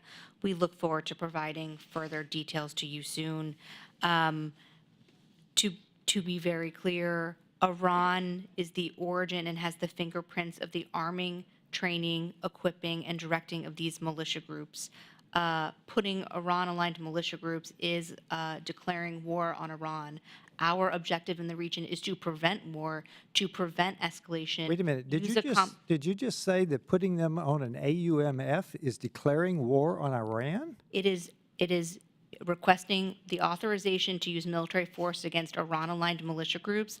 The president has directed self-defense strikes under his Article 2 authority. Our approach to deterring Iran is both the significant increases in U.S. defense posture combined with the demonstrated willingness to use force in self-defense, as well as robust diplomacy and other tools to compel the senior leadership of Iran to direct its proxies to stop attacking U.S. forces. Let me do a comparison. Under the last administration, one contractor was killed. In turn, we deterred successfully Iran by killing, I believe, the number 3 man in the Iranian hierarchy. Is that correct? Number 3, Soleimani? About that? It is a fact that in the previous administration, there was a strike on Soleimani. Correct. And so under this administration, we've had, what, 40 attacks in the recent weeks, 40 attacks maybe in that order, of that order. And so we've hit ammunition dumps, weapons storage sites twice now, correct? President Biden directed self-defense strikes against facilities in eastern Syria affiliated with and known to be used by the IRGC. Right. Okay, I want to go to my main line of questioning. We've got a minute and a half. Do you know where Ismail Haniyeh is in Qatar? Do you know where he lives? Does Qatar know? Yes, yes, of course, they speak with him. And why does Qatar allow him movement to Iran and back in the last few days? And also, why did they allow Iranian hierarchy to come visit him in Qatar? Why is that? I can't, excuse me, I can't speak to the discussions that the Qataris have had with the Iranians, other than I think they are attempting to use every channel they can to get at the issue of the hostages, including via Iran. Well, Secretary Blinken said there can be no more business as usual with Hamas. We are allowing Qatar to use him and the infrastructure, and they're not having much success, and frankly, I don't think they're going to. So if we're going to have a new reality, and then I go to, I understand releasing the hostages, but when I hear Hamas leadership say, we will do October 7 again and again, when we hear them say, I believe it was today or yesterday, they are seeking permanent war because they've said one of the reasons they kicked this off is because the Palestinian issue had disappeared. Now, I would like to ask you a question about Palestinians because we're talking in this committee about Palestinians like they're only in Gaza and the West Bank. They're not. I think they're now on their 4th generation in the Jordanian refugee camps. Is that correct? Probably the 4th generation. So just talk to us about why are we equating Palestinians to Gaza and the West Bank? No nation in the Middle East wants the Palestinians, hence the refugee camps. Well, I guess the way I would characterize the general perspective of all the governments in the Middle East, to my knowledge, they all support the creation of a Palestinian state and for the Palestinians to govern themselves in that state. Well, no state is willing to give them land for it. So here's another question for you. How many nations have actually repudiated the 3 no's? What, about 5? No, I'd have to think about that, but no, more than 5. More than 5, okay. Yes, because, I mean, you've got Morocco, UAE, Bahrain, Jordan, Egypt.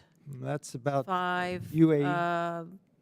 And then de facto, you have several other countries that work very closely with Israel openly on different matters. Yeah. Gentleman's time My is time expired. has expired. Chair now recognizes Mr. Schneider. Thank you, and I want to thank the witnesses for your patience with us here today. A couple of real quick questions. When did Israel pull out of Gaza?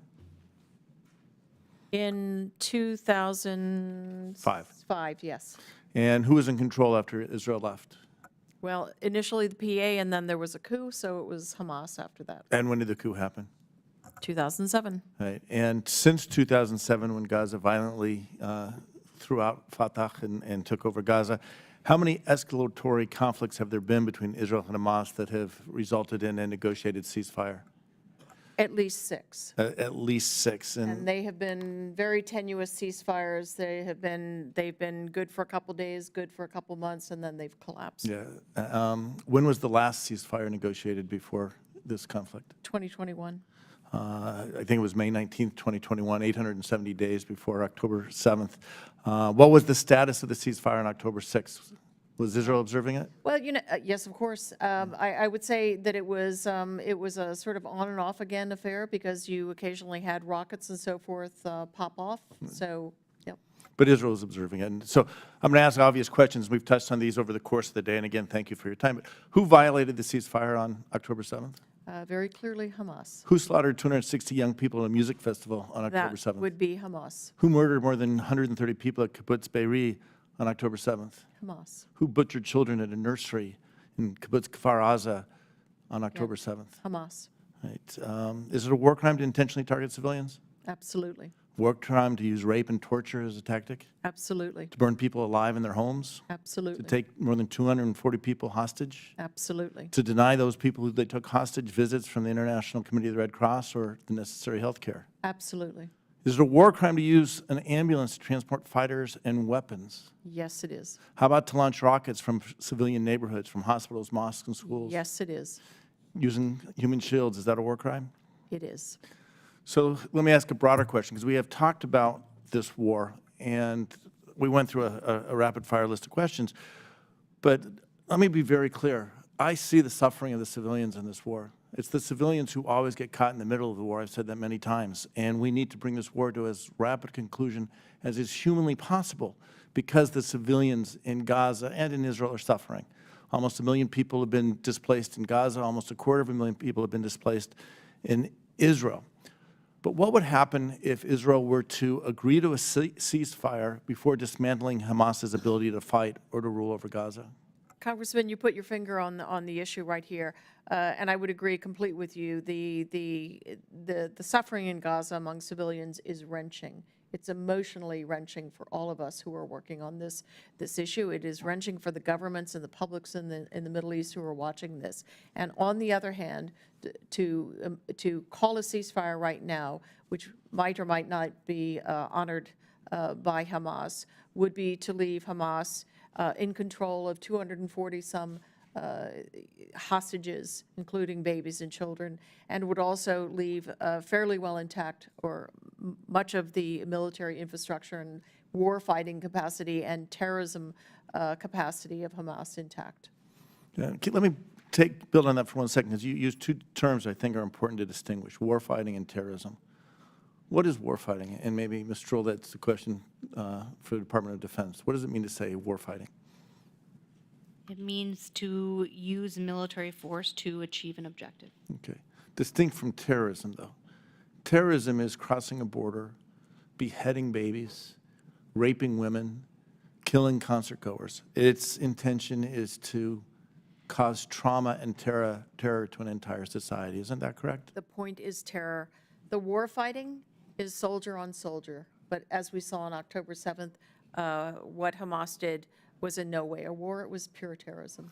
And has it been United States message, President Biden, and let me say this, thank goodness for President Biden. His moral clarity and political courage in this conflict has been just extraordinary. I know it is appreciated by the people in Israel, and it should be equally appreciated by the people in the United States and around the world. But as he made it clear that Israel has a right to defend itself, but when we talk about that, is in the context of war fighting.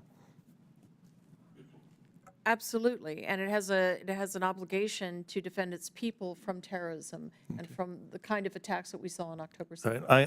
I'm out of time. Let me comment on two last things. One is a quote that you said at the very beginning in your opening remarks. The U.S. commitment to Israel is ironclad. We've said that. The President has said that. Is it fair to also say that the U.S. commitment, as it has been in Camp David, in bringing peace to Egypt and Israel, in the Oslo Accords, in the negotiations between Jordan and Israel for peace, in the leadership it has showed in the Abraham Accords, it's also fair that the United States is also committed to bringing peace to both Israel and the Palestinians once Hamas is defeated? Absolutely, and it's the only way that we will not see a terrible repetition of these events. Thank you. I yield back. So when yields, Chair recognizes Mr. James. Thank you, Mr. Chairman. Ambassador Leaf, thank you for your time and for your stamina. I have a quick question for you, followed by a couple others. How do we address the anti-Semitism at the UN? That's an excellent question, and I'm not sure I could give you a 5-minute or a 4-minute, 36-second answer to that.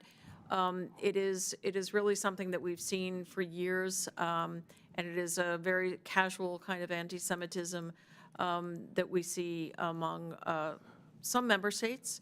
Madam, I would respectfully correct you. There's no such thing as casual anti-Semitism, but let me try. Earlier this year, I led 30 of my colleagues in sending a letter to the State Department promoting the Abraham Accords in Africa. I share this with you because I believe that the Trump administration's vision of peace in the Middle East and abroad is in jeopardy following the horrendous attack on October 7th. This was an attack against not just innocent Israelis, but on humanity broadly. There's a sense that advancements in Israeli normalization might be on long pause, that this bloodshed on October 7th of innocent civilians on all sides might yield yet another generation of dispute, terror, and meaningless death. Is that also your assessment? Oh, there's a great risk of that, yes. Okay. So, Ms. Strahl, the Abraham Accords, I believe, was our best diplomatic strategy to box out Iran and to show the world that American leadership can truly lead to peace, which we've done so many times in our great nation's history. Part of what we're seeing with the United Nations in the destabilization that is being fomented by Russia and China is that they are trying to break the global South away from alignment with the United States that impedes our interests abroad and threatens America and our allies. The progress that was meant to be made, instead of launching bombs and firing bullets, through extending the Abraham Accords to Africa. We could exchange culture and forge partnerships. Since the future is unknown on how the gaps will be bridged between Israel and the Arab world, how best can we avoid further entanglements with Iran and its proxies if we don't take steps like the Abraham Accords that have already worked to curb the growing spheres of communist influence emanating from Beijing and Moscow through Tehran right now?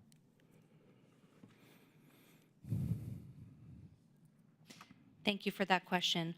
What is clear is that Iran, Russia, and China all view themselves as benefiting from challenging the rules-based international order. And the United States and our coalition of allies and partners benefits from enforcing and standing up for the rules-based international order. That includes standing up for Israel's ability to defend itself from terrorism, given what it just experienced from Hamas on October 7. And it also includes standing up and supporting Ukraine and in its war to defend itself from Russian aggression. The Department of Defense was building on the progress of the Abraham Accords through advancing regional security constructs, such as integrated air and missile defense, multilateral cooperation at sea in the maritime domain. And what we're actually seeing now is that partners, even today, view that as beneficial to be cooperating, sharing intelligence, sharing information, and seeing the threats coming from Iran. Totally agree.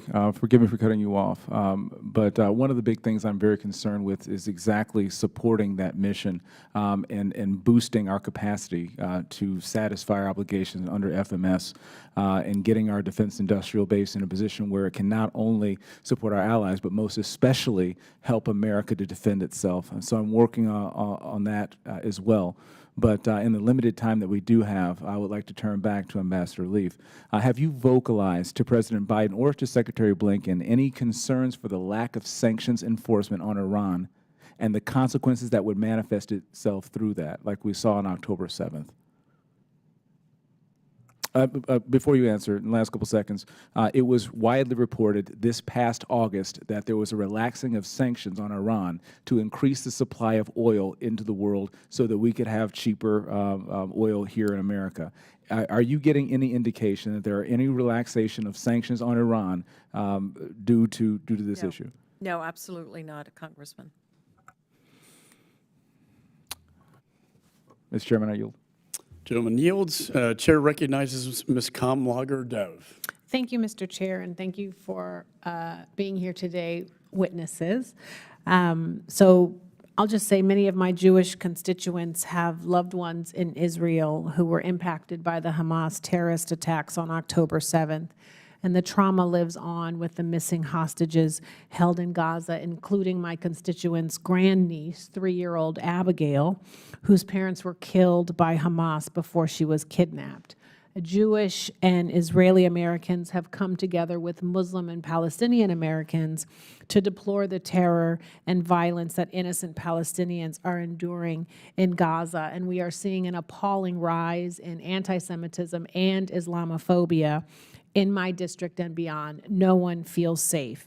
I want peace. I think we all want peace. I hope we all believe that all people have the right to live with dignity, self-determination, without fear of extinction. What is abundantly clear to me is that after decades of negligence, now is the time for the United States and the international community to put our diplomatic might behind a sustainable long-term political solution to the Israeli-Palestinian conflict. Israel's security depends on it, Palestinians' humanity depends on it, and the liberal international order may suffer a fatal blow without it. I think one way to decapitate Hamas is to give the Palestinians another option. So, Secretary Leaf, how is the administration signaling that a two-state solution is the only kind of end that the United States will accept to this conflict? So, Congresswoman, you have really nicely summed up exactly where the administration is, that there is urgency to doing exactly that, pointing the way, but more than pointing the way, building the pathway to a negotiated Palestinian state. And Secretary Blinken has been signaling that privately and publicly over this last period. He was quite to the point on this with both the Palestinian Authority, President Mahmoud Abbas, and with all of our Arab partners and with our Israeli partners, frankly, because this is sort of the missing element at the heart of the story, the unresolved quest for statehood by the Palestinians. And another thing that you put your finger on, which I found very much mirrored in Israel and the West Bank, Israeli Jews are afraid of Israeli Arabs. Israeli Arabs are afraid of Israeli Jews. Palestinians are afraid of Israelis, and Israelis are certainly terrified of Palestinians. There is a heightened state of fear and anxiety there among all the communities, which as you said, is reflected here in our own country. And the way that we begin to pull people back from that state of anxiety and mistrust of the other is precisely by going to the heart of the matter and helping the Palestinians in their quest for statehood. So do you have any concern that this war will grow more hardliners on both sides, folks that want to? Absolutely. Okay, and how do we prevent that?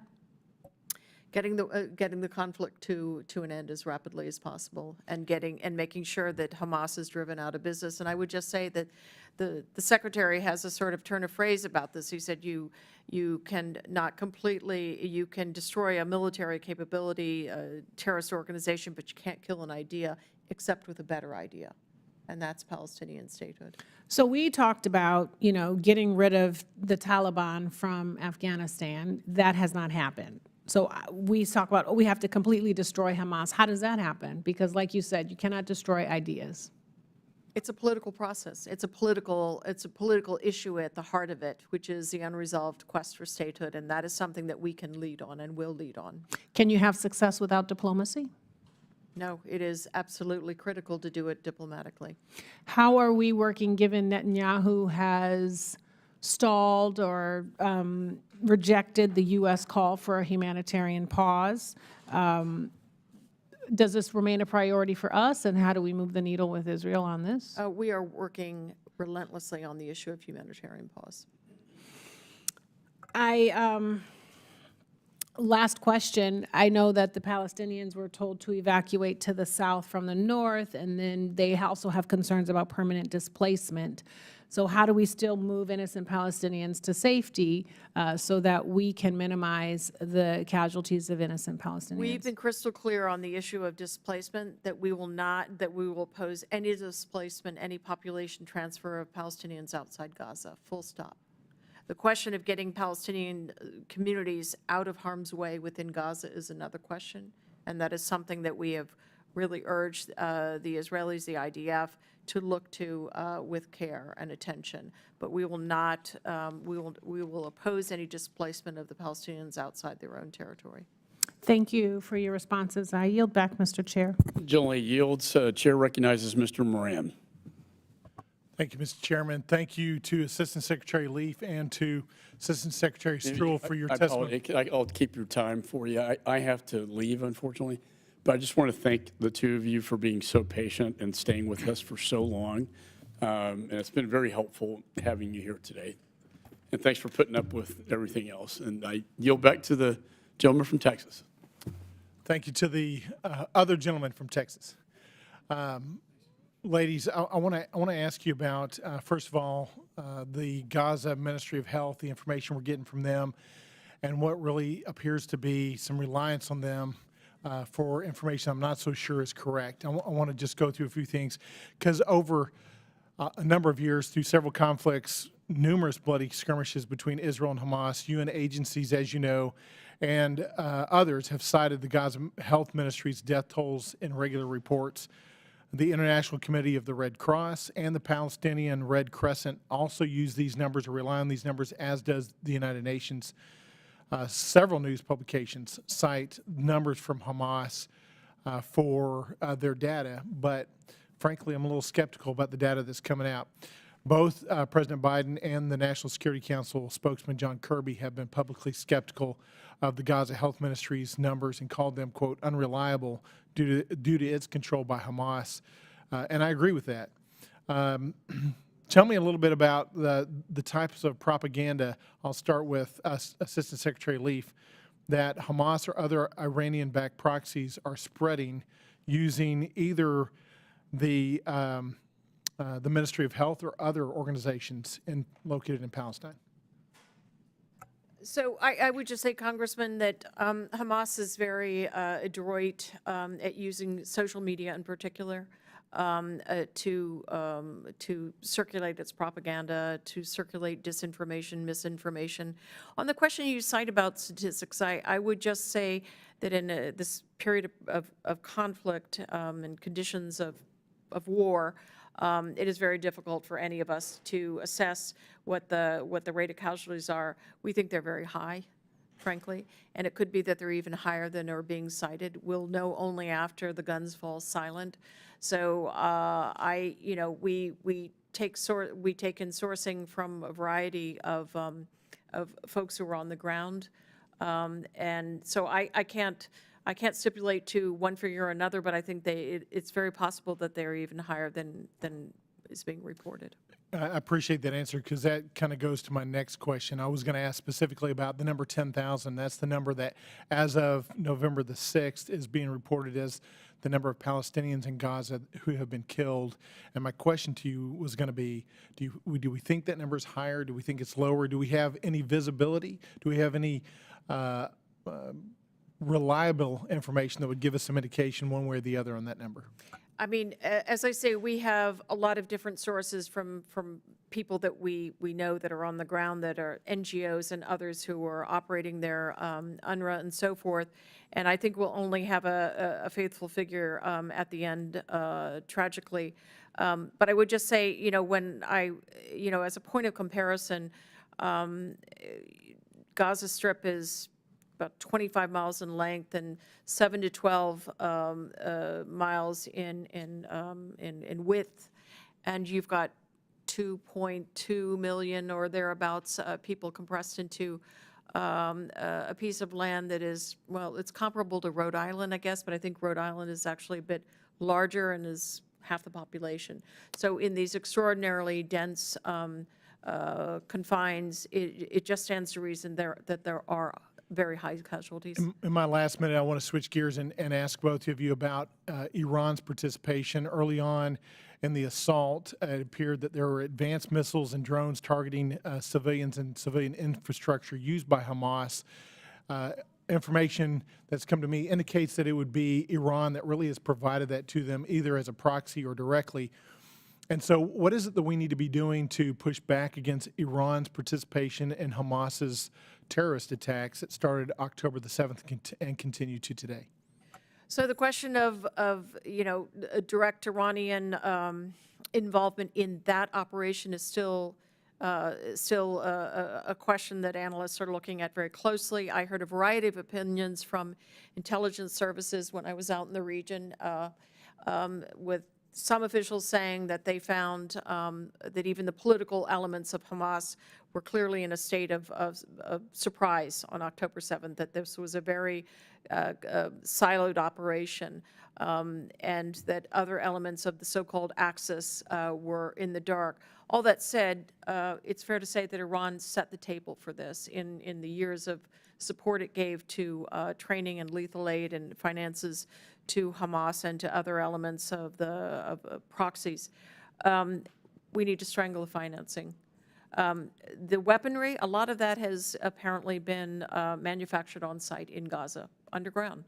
So there's been an enormous amount of smuggling. We're very dedicated to the proposition of helping Egypt do what's necessary to really tighten its border controls and its screening.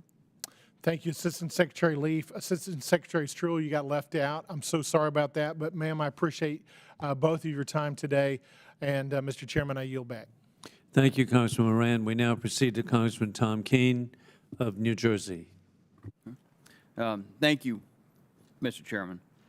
On the morning of Saturday, October 7th, Hamas launched the most brutal and expansive surprise attack on Israel since the Yom Kippur War 50 years ago. And while these attacks may have been perpetrated by Hamas and Palestinian Islamic Jihad, let's not forget that the real architects and motivator behind these actions is Iran. I, like many in this committee, support Israel's right to self-defense and stand ready to ensure that it has whatever it needs to ensure its survival.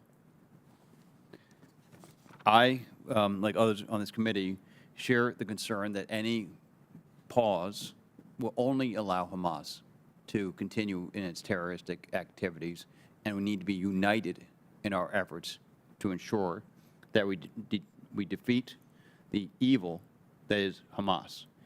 Can you walk us through a little bit now what are Hamas's current sources of funding, and what diplomatic conversations is the administration having to try to limit funds to Hamas from jurisdictions that previously allowed the funds to flow to this terrorist group?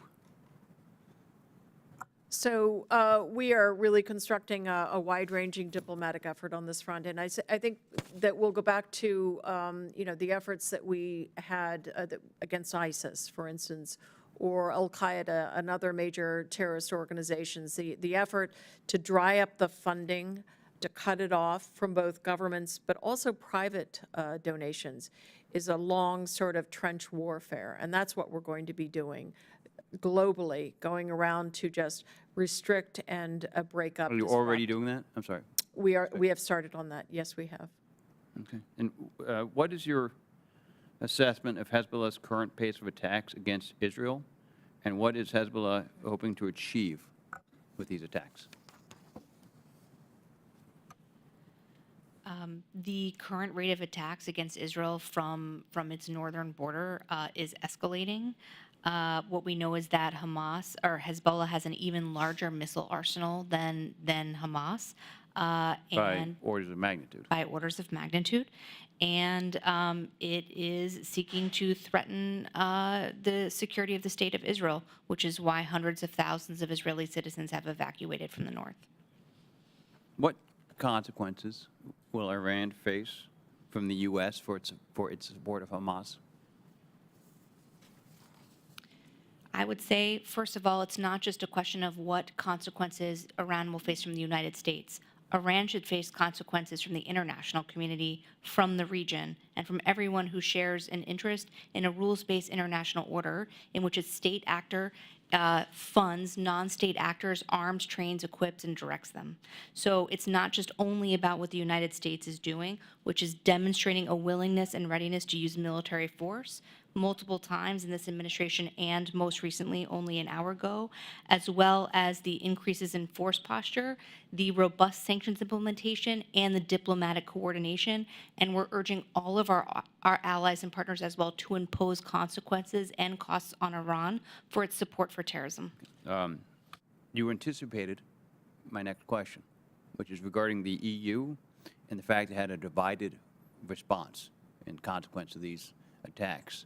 How are you helping ensure that the EU, as well as going into the issue that that Congressman James talked about at the UN, how are we ensuring that any of these broader organizations are standing up against evil and supporting good?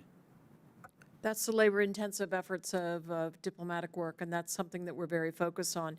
As my colleague said, I would put it in the way that I did with a number of our partners as I worked around the region this past several weeks. This crisis really illuminated starkly for all of them what they all knew intellectually, or they knew through their intelligence, which was Iran had this architecture of proxies. But they all sort of came up on the net, as it were, with this crisis. And you see the Houthis just really desperate to get into the fight. You see the Iraqi militia groups and the threat that they pose in multiple directions, including the state of Iraq. So this has really highlighted for everyone, if they needed highlighting, how destructive this architecture is to everyone's interest. So it is, we'll have some hard conversations with those who are slow to the punch, if you We will. need to have, with respect, successful conversations, not hard conversations. We don't get credit Successful. for trying, we get credit for results. I agree with you, Congressman. Thank you.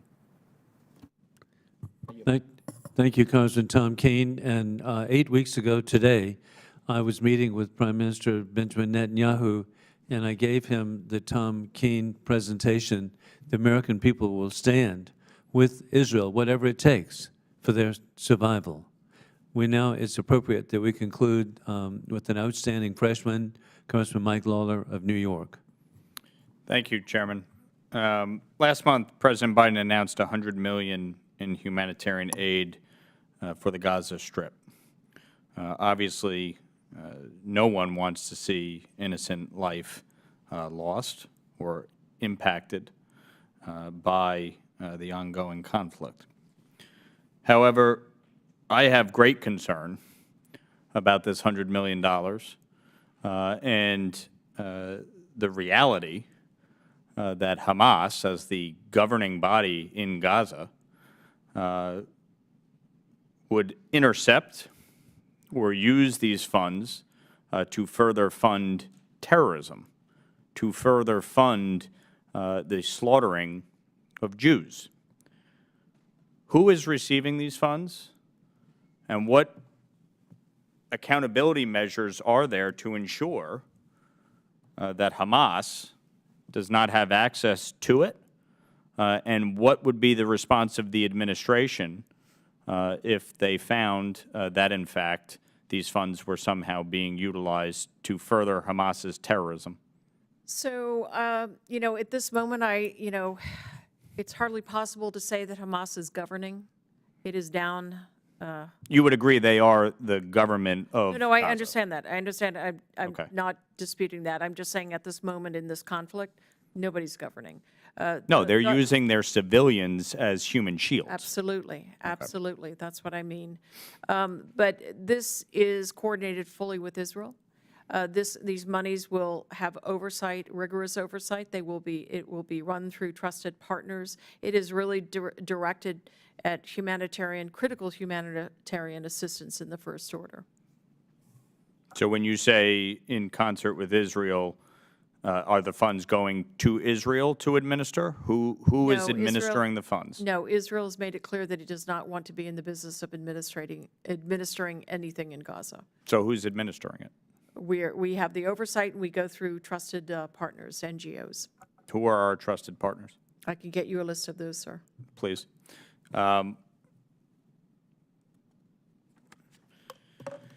In terms of Iran, it is clear to many of us, including from reporting by the Wall Street Journal, that Iran played some role in the lead up to these attacks, that Iran has continually backed and funded Hamas, that the stated intention ultimately is to wipe Israel off the face of the earth. We all acknowledge that.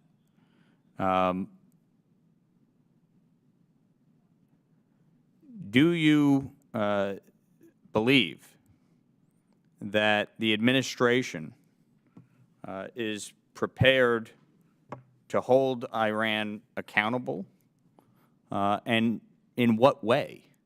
Because I just passed last week the SHIP Act, which would increase secondary sanctions on countries that purchase Iranian petroleum.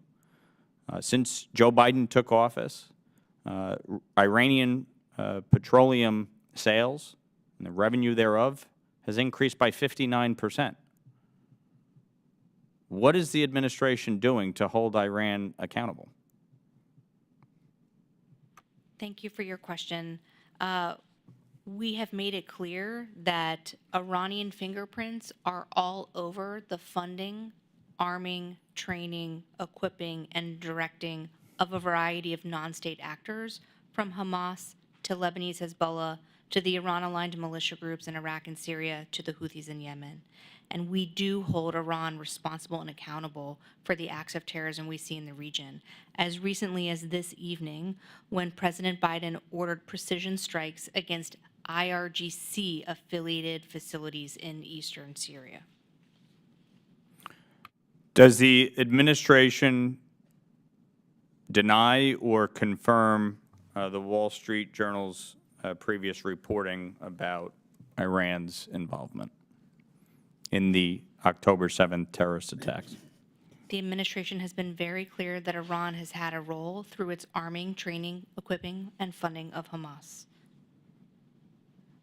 Does the administration confirm or deny the reports of the Wall Street Journal with respect to the October 7th? Wall Street Journal article. What Assistant Secretary Leaf also said earlier is that there is not a smoking gun piece of intelligence that confirms that Iran directed the specific nature, scope, scale, and timing of the October 7 attack, but there's no question that Iran is responsible because of its arming, training, funding, and equipping of Hamas. Given that, and given your statement there, should the $6 billion in unfrozen funds be permanently refrozen? That would be a decision for senior level of the government, but at this point, that $6 billion has not been touched, and it is the use of it is for humanitarian purposes only. I yield back. Thank you very much, Congressman Lawler, and Secretary Leaf and Secretary Struhl. Thank you so much for being here, and I think you can see that you have bipartisan support of Republicans, Democrats. We want you to succeed. Additionally, lightning is going to strike, but I agree with the Washington Post. We want the president to succeed. This is going to be his legacy, and we have an existential situation developing with an axis of evil, with war criminal Putin, the Chinese Communist Party, and indeed Iran and Iranian puppets. And it must be addressed, and we want you to succeed.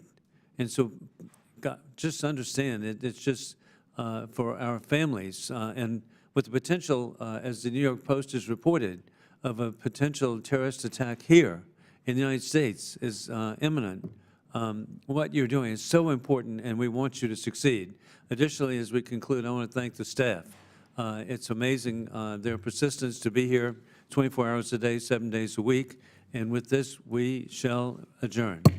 Thank you, Congressman.